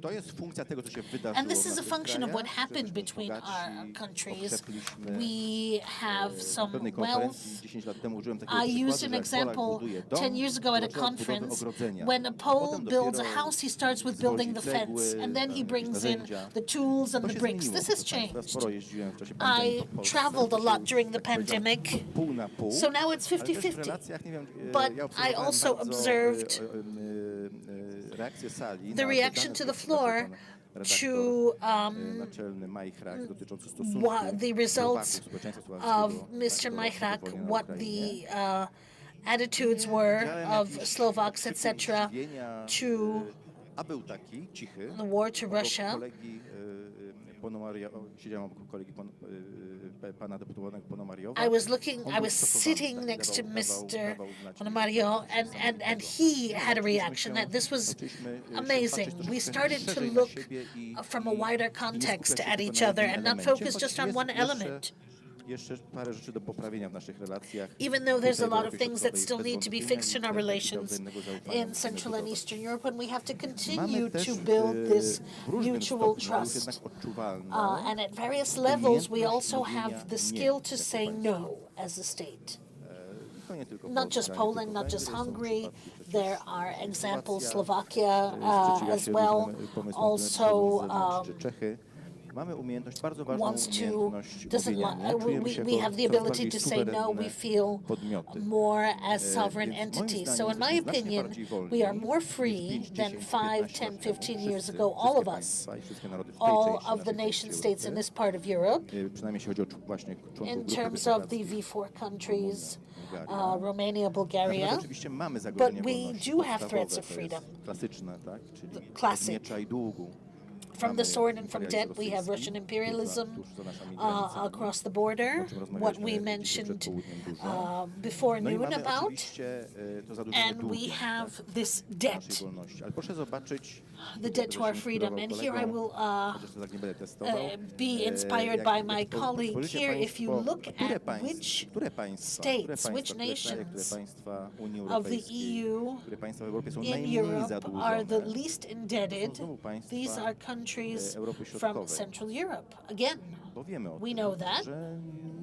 We know that it's not the best recipe to become more indebted. I am an optimist here. And let me add a traditional note here, because in history, this is measured that this part of Europe was the precursor of many solutions regarding tolerance, personal freedoms, the selection of the king, the right to revolt, legal right to revolt. So I think we used well what we received in 1989, and let's keep going. Yes, thank you. Thank you very much. Bardzo dziękuję. Bardzo dziękuję. Thank you. I to jest chyba właśnie And I moment, think this is the żeby time wrócić to do go punktu back wyjścia, to the do starting Polski, point, to bo Poland, słyszeliśmy because we mowę o started dziedzictwie about the 89 heritage of roku, która jest 1989 that is skojarzona connected najbardziej mostly z zwycięstwem with the Solidarności, winning, zwycięstwem with the pięknej victory of rewolucji solidarity polskiej. and the Polish I Revolution. chciałbym zamknąć And I chociaż wanted tą to pierwszą end turę, this first round dyskusji, of discussion właśnie wracając do domu, do going Polski. back home to I tutaj Poland. mam nadzieję, And I że hope jest z that nami, Mr. Świetny panelista, A który very może nie great jest z nami panelist fizycznie, who is ale not jest with z us nami wirtualnie, pan personally, Tomasz Mr. Sakiewicz, but who is with us Nie wiem, czy pan online. redaktor nas, Can you słyszy, hear czy us? widzi? Can you see us? I can see you, I can hear you. I hope you do as Świetnie. well. Jest pan słyszalny. You are heard. Witamy. Welcome. Cieszymy And się, we're że very pan redaktor happy mógł that, być cierpliwy i czekać, bo to wydaje się być You were patient and waited ważny, because this is jest important. niezwykle ważny głos. You have a żeby very important pan, voice in który, this discussion. ma swoją You oczywiście have własną your own biografię, biography walce o in the fight for wolność, freedom, wieloletnią, many years, many wielodekadową. decades long. Dzisiaj tą walkę prowadzi jako And redaktor now naczelny you Gazety fight, Polskiej. Ale you może continue to this jest fight dobry as the moment, żeby się editor-in-chief spytać pana redaktora o refleksję of o Gazeta Polska. właśnie I want o to naturze ask your wolności, o tej wolności, reflection o on the wolności, o nature of którą walczyliśmy w freedom, 89 the freedom we fought roku. for in 1989, and Dzisiaj today, czy jesteśmy are we wystarczający, czy ta able, wolność is this jest freedom wystarczająco zabezpieczona? is Gdzie ona most jest najbardziej secured, w Polsce where is it most zagrożona? threatened, I co and powinniśmy what czynić, should żeby we ją do jeszcze bardziej utrwalić? to Panie redaktorze, make it oddaję more panu permanent? głos. No ja należę do tego pokolenia, które zostało obudzone It was part of the w sprawie dzieci do walki o wolność. part of the generation of young people that went through martial law. We were young, we were like teenagers. We started printing brochures or underground press and started demonstrations. NZS, these underground organizations, and in 1989 we had a very, very bad situation. There were people who had similar ideologies to mine, and in wanting to be journalists, they had no place to work. There were Catholic presses that were falling at that time, but to create a team of journalists, there was no time. If you wanted to work in journalism and want to have contact with public opinion, you had to accept the opinions of those who were able to create media. The communist media, post-communist media, with everything that it brought with them, or these were media that gave a concession for action as a result of the roundtable discussions. So I started the third option. We started our own media. It was a very, very big uphill battle. So if you have rightist media, you have no advertisements. And people knew that you couldn't put any advertisements in. You couldn't get a bank loan. You couldn't even think about a concession or dream about one. So the development of civilization helped because we had the internet, and this was a new possibility. We were the first, one of the first newspapers, Gazeta Polska, even before creating a website before Gazeta Wyborcza. But we didn't have the opportunity to develop this. So step by step, we had to build this media, counting on society, but this took a long amount of time. And there's another barrier of this freedom, and these were the courts. And on the other side, you can write everything about us. I don't want to say that without punishment, because I don't think people should be punished for expressing what they want to say. But if it's a huge lie, there's no point in going to court because you won't gain restitution. So being one of the largest stations in Poland now has demanded a lack of criticism. So we can see that the threats to freedom exist, and they're open, they're connected with a political fight because we're on the market. And the political class, the class of journalists, they need to mature to the fact that freedom is for everyone. If someone is so radically different, they have the right to be radically different. And at the end of the day, it turns out that they've lost their path. We talked about the threat of Russia, and there was proof that under the times of the civic platform rule, there was some information from the Russian embassy that we're not writing as we should be about Smolensk tragedy. So things had to be fixed there. Freedom is a good that you can't just have and it's going to be there forever. You have to look after it. You have to care for it. And when you live between Moscow and Berlin, where there is a tendency to be dictators and to dictate to people how they should live, despite the fact that Germany is a fully democratic state, they don't very much like the fact or agree with the fact that there are other countries that have different interests and take on different paths, and they try to regulate this through political censorship. It's very subtle, of course, more subtle than what Russia does. When, if they can't buy someone, they destroy them. There, the fight for freedom in that part of Europe is a fight to one's own identity, to the right to be oneself. And here you need to really push your way through to make sure that this freedom doesn't go away. I'm often asked, specifically on the basis of the most recent conflict when Russia attacked Ukraine, we even asked Ukrainians, how is a Ukrainian different than a Russian? Because they have a similar religion, right? Their religion is a bit more complicated. But from the Polish point of view, it's similar. The language is similar. Their writing, their alphabet are similar. And I always say what defines the difference between the Ukrainians and the Russians is freedom. Because in Ukraine, Poland, the freedom is very much ingrained. Just like it is in Poland, we're very sensitive to this topic and we see these threats.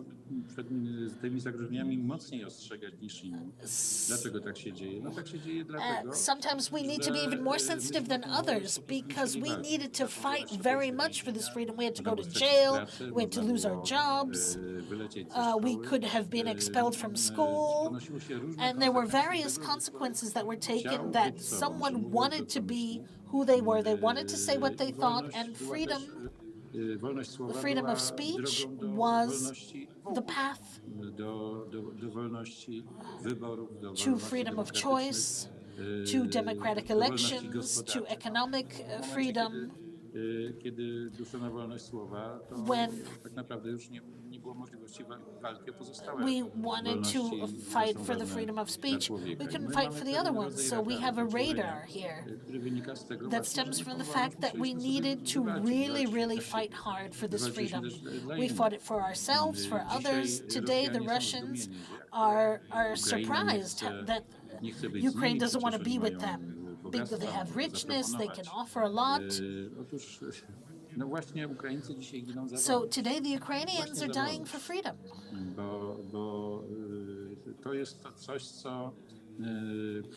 This is something that allows countries to develop and that people feel like they're at home.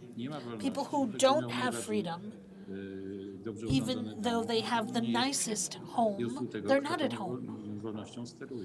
They're in the home of the person that is dictating their freedom. So the creation of media in Poland or this part of Europe is building a freedom zone. But at the same time, the biggest threat are created by media groups, some that even have foreign capital, because they feel that something's being taken away. But we don't want to take anything away. We want to have the right to possess as well. And defending this right, we defend the right of nations, without which democracy really doesn't work. Very often I have come across the fact that we can't say something or something shouldn't be talked about because it's politically incorrect, or it might hurt our relations with Germany, for example. Even several years ago, it said that certain things could hurt our relations with Russia, even Smolensk, for example. Because Russia was of the stance that they were not guilty of anything at all. It wasn't about who did what, but for freedom of speech, to be able to ask questions. And because of things like that, I was removed from social media, so were my colleagues. So we can see here how the care for freedom is the litmus paper for the condition of the state. If a state can't allow for freedom of speech, there's something wrong. And there are threats from which rulers and people making choices are not even aware of. You have to look at freedom of speech because this is the basic image of a state from various aspects. Thank you. Thank you very much. Thank you, editor. Thank you for finding some time, and thank you for an excellent contribution of your weekly to the debate about the freedom in Poland and the methods of its protection. Thank you very much. We still have 10 minutes, and if you allow me, I will move on to our last panelist. Last but not least, I would like to ask him for his contribution to this debate. I don't know if he's still online. Marian, are you still with us? Marian Szuplata, the University of Kamensky University in Bratislava. Are you with us, sir? Yes, I'm here. Good evening, everyone. I would like to greet all the guests of the panel and also the conference. Chairman, dear ladies and gentlemen, first of all, I would like to thank Marshal Terlecki and Marshal Kuchcinski and the organizers for this invitation. I feel honored to have a chance to speak in this panel today about the Freedom Archive.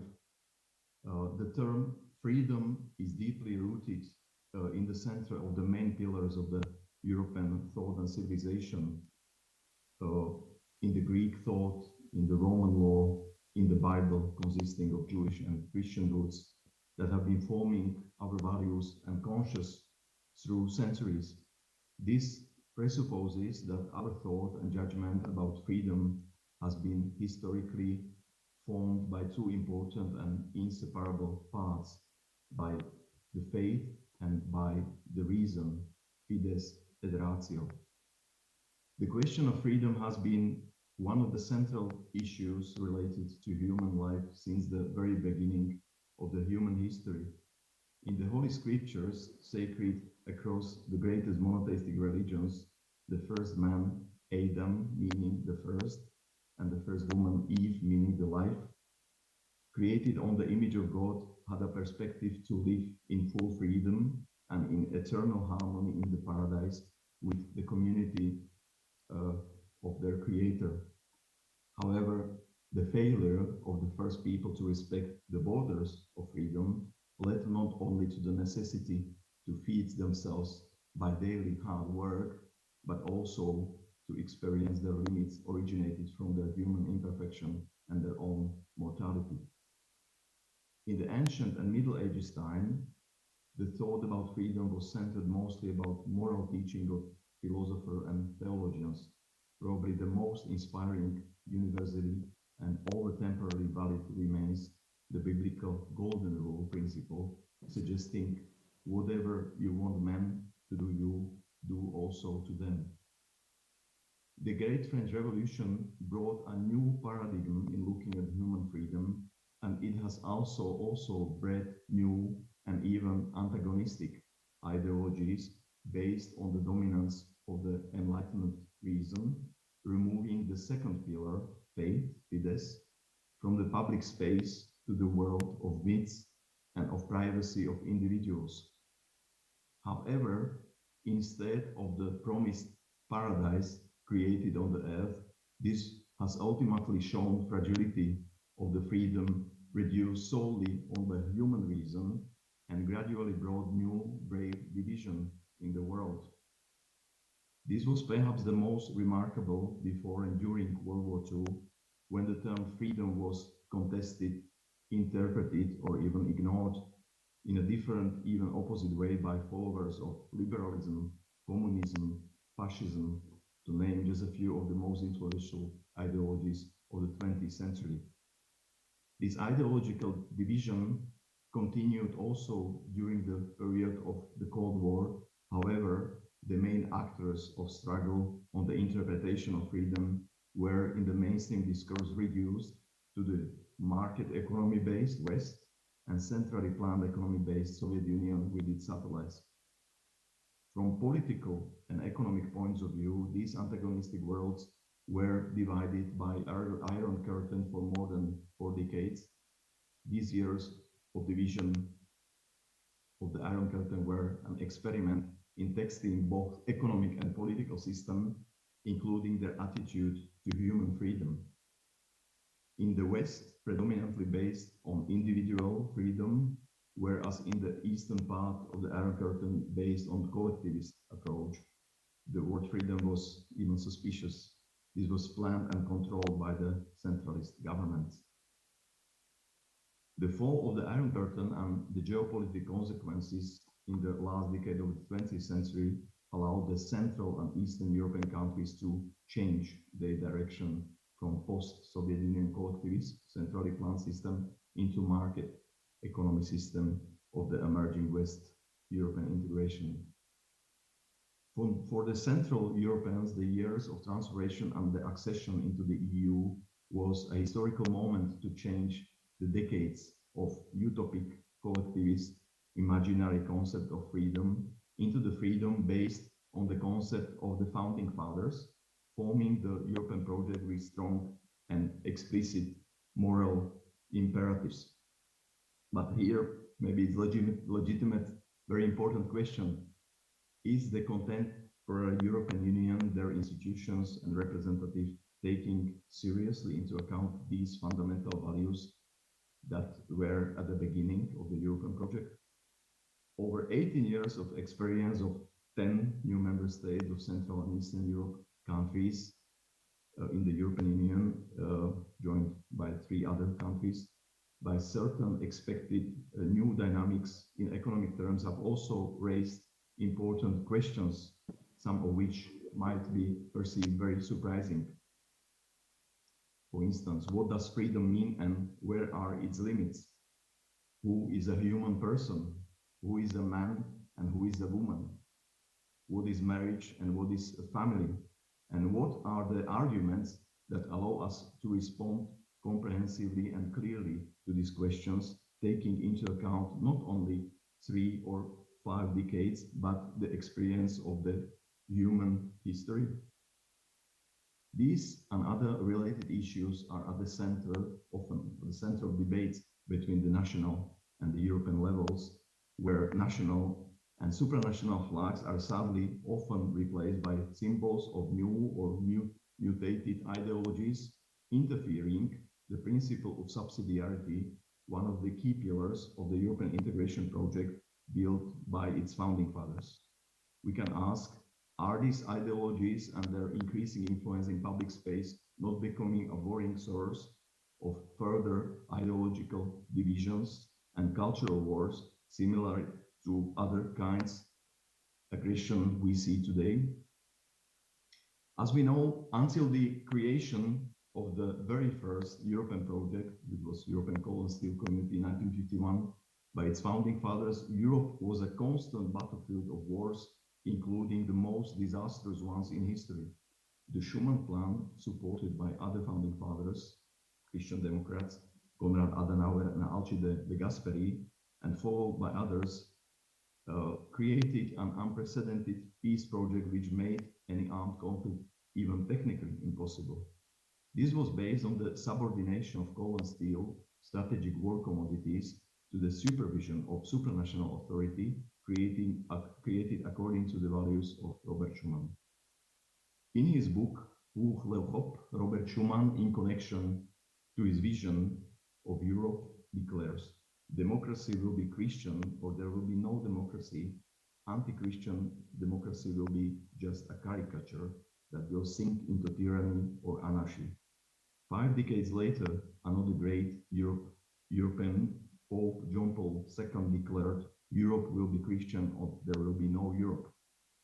Are we sure that the contemporary concept of freedom and democracy we live in, and the way it allows to look at the concept of freedom, human person, human dignity, is not under threat to become a caricature Robert Schuman was warning about? An important question, should we wish to preserve peace and freedom, why not to subordinate today often the vain and counterproductive ideological disputes to the values that were very clearly, explicitly defined at the beginning of the European project by Robert Schuman? No doubts, and this remains an axioma, the price we must pay for freedom and democracy is that we must be constantly alert and vigilant, that it is not turning back to totalitarian regime, reducing the freedom, human person, value of human dignity and human society into purely virtual reality, capable to simply switch the person or freedom off, or spy on us, or creating new artificial realities with no relation to human world, but sophisticatedly controlling and commanding it. Probably one of the main challenges for the days to come, in Western conditions probably most endangered by the dictatorship of relativism, will be accept various kinds of visible aggression to resist the false illusion of new utopias, where a human person, human life, human freedom will not turn to be just a number or an object of consumerism, and one's freedom and one's relation will not be reduced just to chain of numbers calculated by sophisticatedly programmed formulas supported by the newest inventions as software and technologies based on the most recent knowledge of the science. The main task and duty for all of us is to be constantly ensured that our society we live in remains human enough and offers the perspective of human freedom for today and for the future generations. Thank you very much for your attention.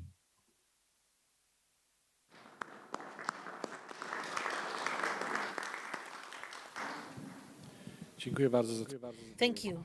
Thank you very much. I think we will all agree that these were fantastic presentations. Thank you very much for devoting your time for these very building and thought-provoking presentations. I see that time is up, but I feel that there are certain things that we could elicit.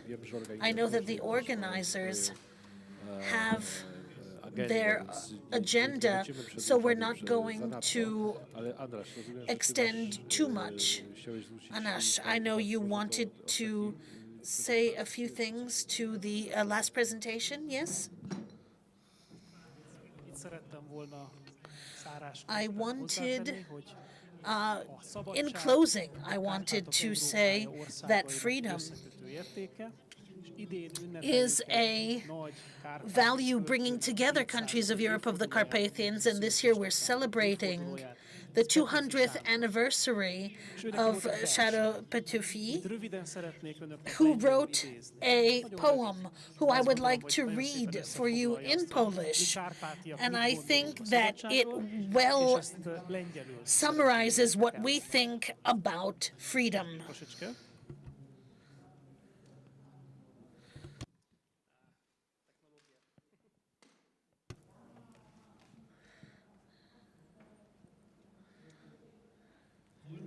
Freedom, love,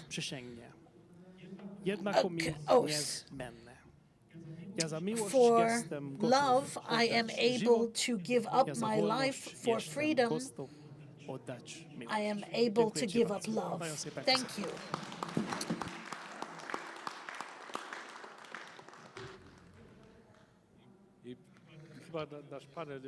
Our panel has to come to an end. I will, using my privilege as the moderator, to say a few words at the very end that you may treat as an echo of someone for whom Przemysl and the Carpathian region was very important. And here I'm talking about Sir Roger Scruton, who was a great friend of Przemysl, people who are here on the floor, of a great friend to Marek Kuchciński and other people present here, Szawik, Jan.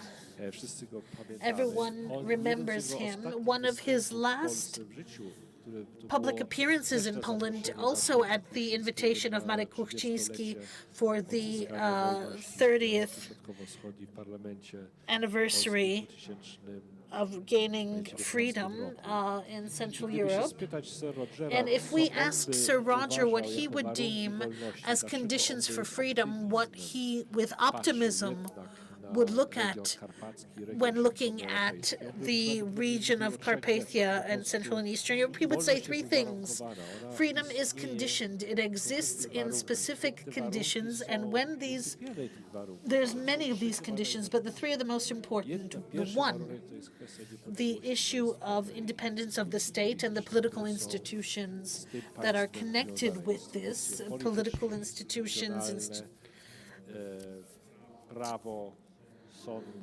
the rule of law, parliament, courts, the arena in which politics can occur and in which the expression of freedom can be shown, and the institutions that protect this freedom.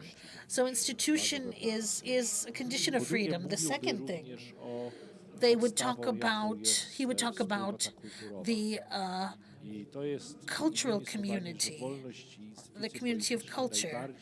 So institutions are most permanent in conditions of cultural homogeneity.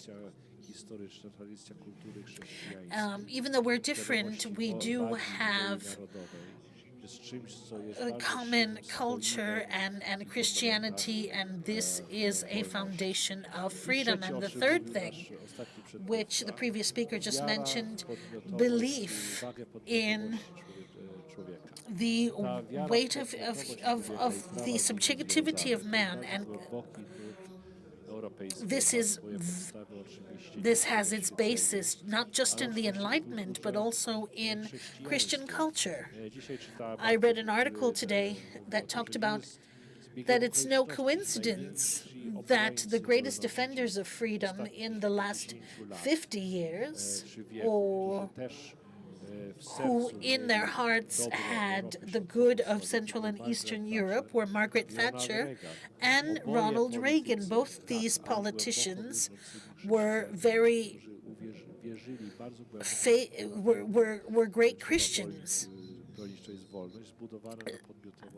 and who stated that freedom must be defended. And since these three pillars of freedom, belief in the institutions, a cultural community, and deep faith in the objectivity of man are very well rooted in Central and Eastern Europe. And these were the regions that Sir Roger really loved, this region and the place that we are at today.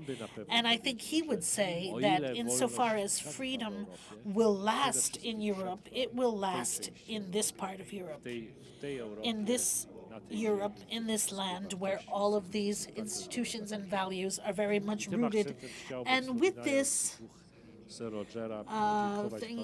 in the spirit of Sir Roger, I wanted to thank Mr. Kuchcinski for this Europe of the Carpathian meetings, and thank all of the panelists, both here on the floor and online. Thank you very much for your thoughts, and I think we will be able to debate on them more this evening. Thank you very much.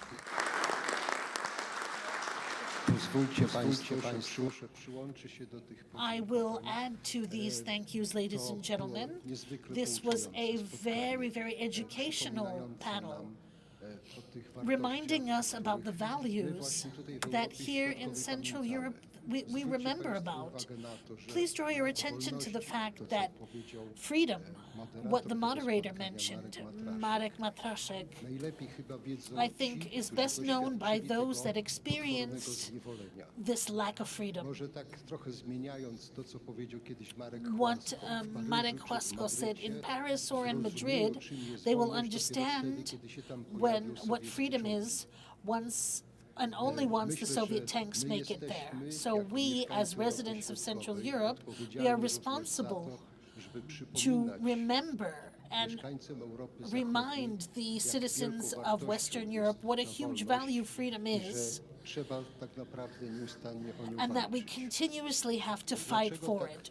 Why such tragic events like 1956 in Hungary, 1968 in Czechoslovakia, or the implementation of martial law in Poland? These remind us of what freedom is, and there are people who are ready to give up their lives for that freedom. I think that our solidarity towards the Ukrainians and Ukraine is one more proof that we know what it means to lose freedom. Thank you very much, ladies and gentlemen. So with no break, we are now moving to the next point on our agenda, meaning the presentation of the Mikulichin Center. I would like to invite Mr. Jan Malicki, Director of the Center for European Studies, University of Warsaw, and Ihor Cepen, Director, Vasyl Stefaniuk, Pre-Carpathian National University, to present this Mikulichin Center. Gentlemen, the floor is yours.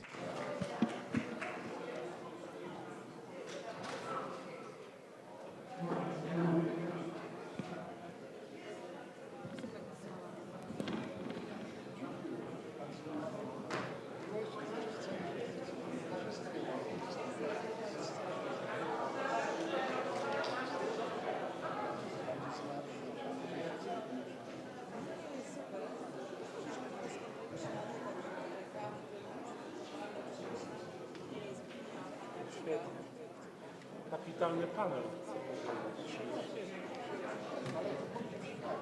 To jest,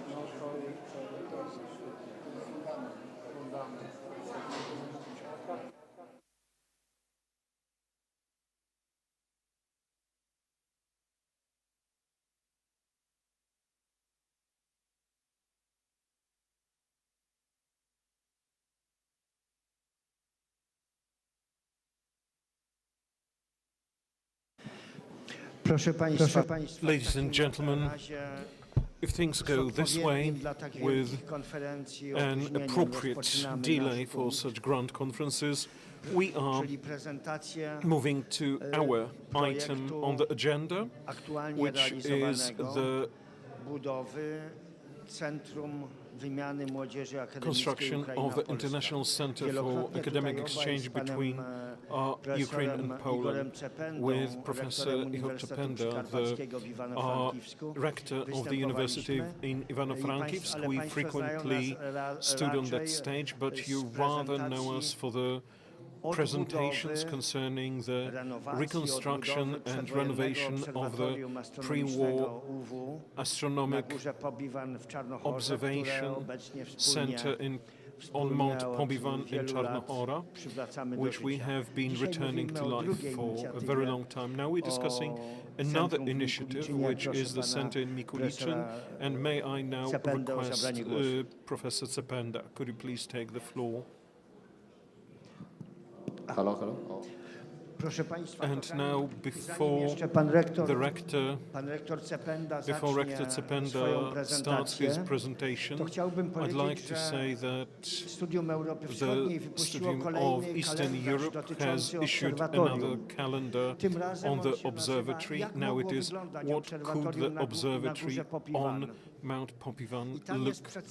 And it presents several designs that were competing in this architectural competition in 1935, and the commission took 11 hours session before they finally selected the design that was finally used. That's the one on the bottom. These are the ones that competed. Now I am a lover of observatory in architecture. When I watched them all, I thought, oh my, I don't know whether a great Polish architect, Bogdan Pniewski, who was the president of the competition jury, I don't really know whether he had an easy decision, whether it was the proper solution. I would have hesitated.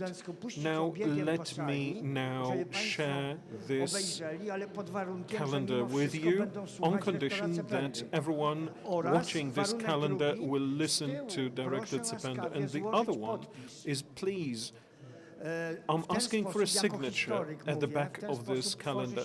As a historian, I'm saying we are creating a source. If somebody ever writes a master degree about Krasiczyn of Marek Kuchciński, I would like to have all those names here. That would be a real treat for future researchers. Ladies and gentlemen, I see that everyone should get really chilling, and that's what the professor here wants everyone to do. Yes, we want to share with you this interesting information about the project. Could you please show the slides so that we could share the presentation? It's a very interesting project for both Ukraine and Poland because it concerns young people. Even before the war, we decided that we need to set up a new platform that will make it possible to integrate the Polish and Ukrainian youth. We were not new to those ideas and concepts. We know that those platforms were created between the Germans and the French. In the marvelous center in Krzyżowa, there is one for Poles and Germans. But we understood that you need to integrate young people wherever. It was true not only about the Dialogue Club, but also, and young people are interested in those gadgets and different information systems.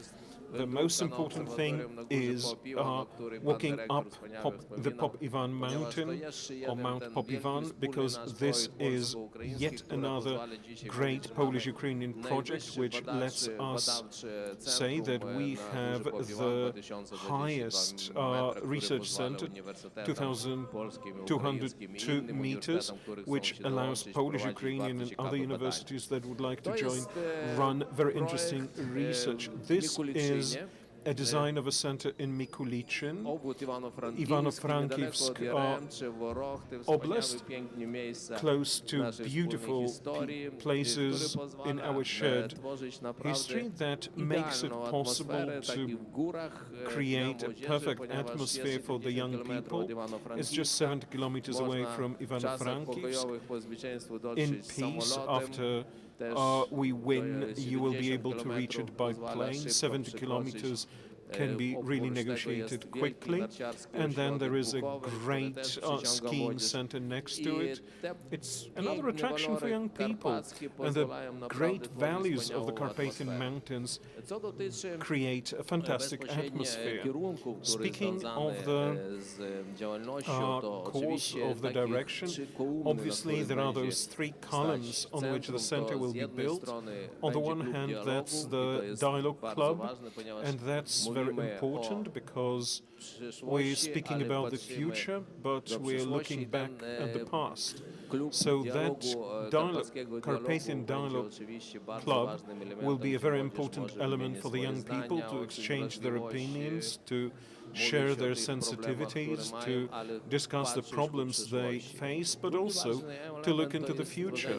Another important element is to set up an IT hub, which in these circumstances will be a center for computer simulations for young leaders in various forms that will make it possible to go on integrating and also learning, because plenty of those computer games are simulations of how a government works, and that's another leg, and it's also very important.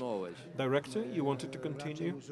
No, just to add up some words. The idea about computer simulations is not something we invented, that's something that has been practiced world all over. One of the best known is a design that comes from an American general after the Balkan Wars. A great project was set up, and it's called SENSE, Strategic Economic Needs and Security Exercise.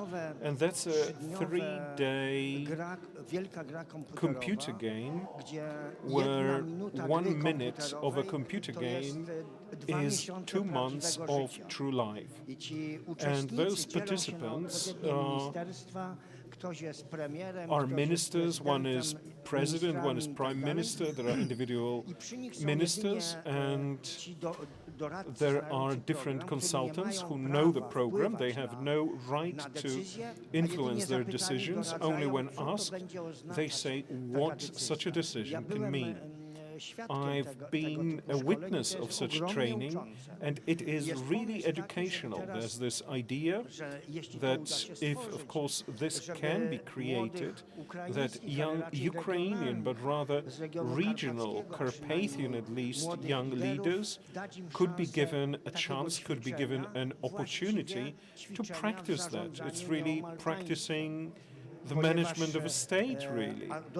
And additionally, and we're going to say it at the end, there is this plan to take to Mikulichin the Ukrainian part of the project that I mentioned several months ago, namely that school for the Ukrainian self-government and government staff. Well, the third leg of the center is walking in the mountains. First, an observatory of the Warsaw University, this pre-war one, which will also be this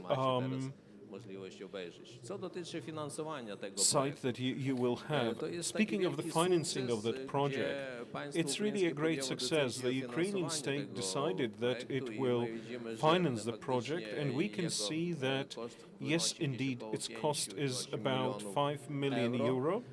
As of today, 4.1 million euro have already been put into that project. Here in the room, we also have the Marshal of Ivano-Frankivsk Ivano-Frankivsk Oblast, Alexander Sich, the first deputy, Mr. Vasily Chlady, and I'd like to thank him very cordially because thanks to the assistance of that council, the costs of the draft budget and the architectural plan were already covered.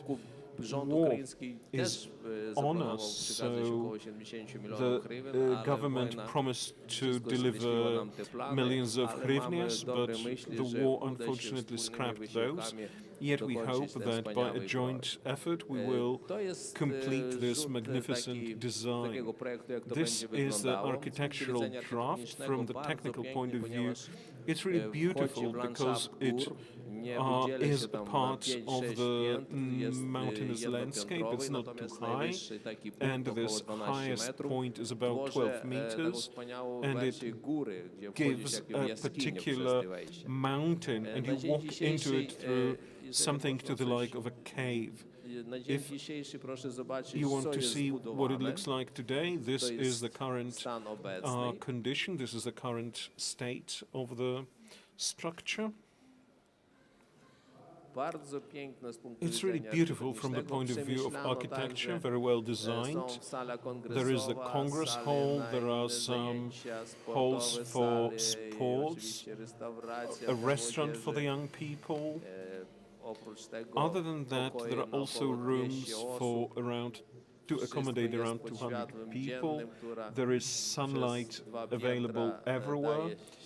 It shines on both top and the bottom story. There are 2 stories. You can see those parts which have been completed, and as the director says, this is already fully roofed. War, as the rector has mentioned, it's on us, so it's understandable that money from the Ukrainian state budget is spent not on the completion of the building, but on the defense of the state. Luckily, it was so that this building is already roofed, that the windows are already there. So even the fact that we had to stop before completion won't destroy the tissue of the building. Architecture is very interesting, especially for that location, for that geography. It's going to hold not only huge conference halls, the rector is going to show those in a moment, but primarily 240 beds, so there will be accommodation. You can not only run major conferences, even like the one here in Krasiczyn, you'll be able to break this room into smaller ones, into different sessions, one big room or several smaller rooms for split sessions. If by the unknown decrees of fate we'll manage to finish it, in winter the building will be able to earn money because from the main door to the center in Mikuliczyn,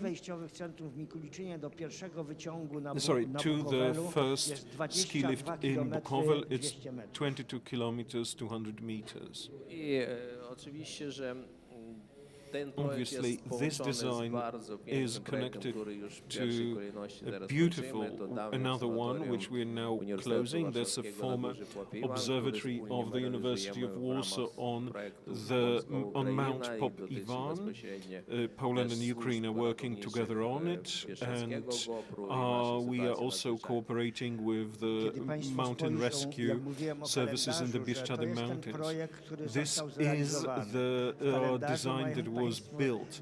In the calendar you have 11 others which were competing in that competition, and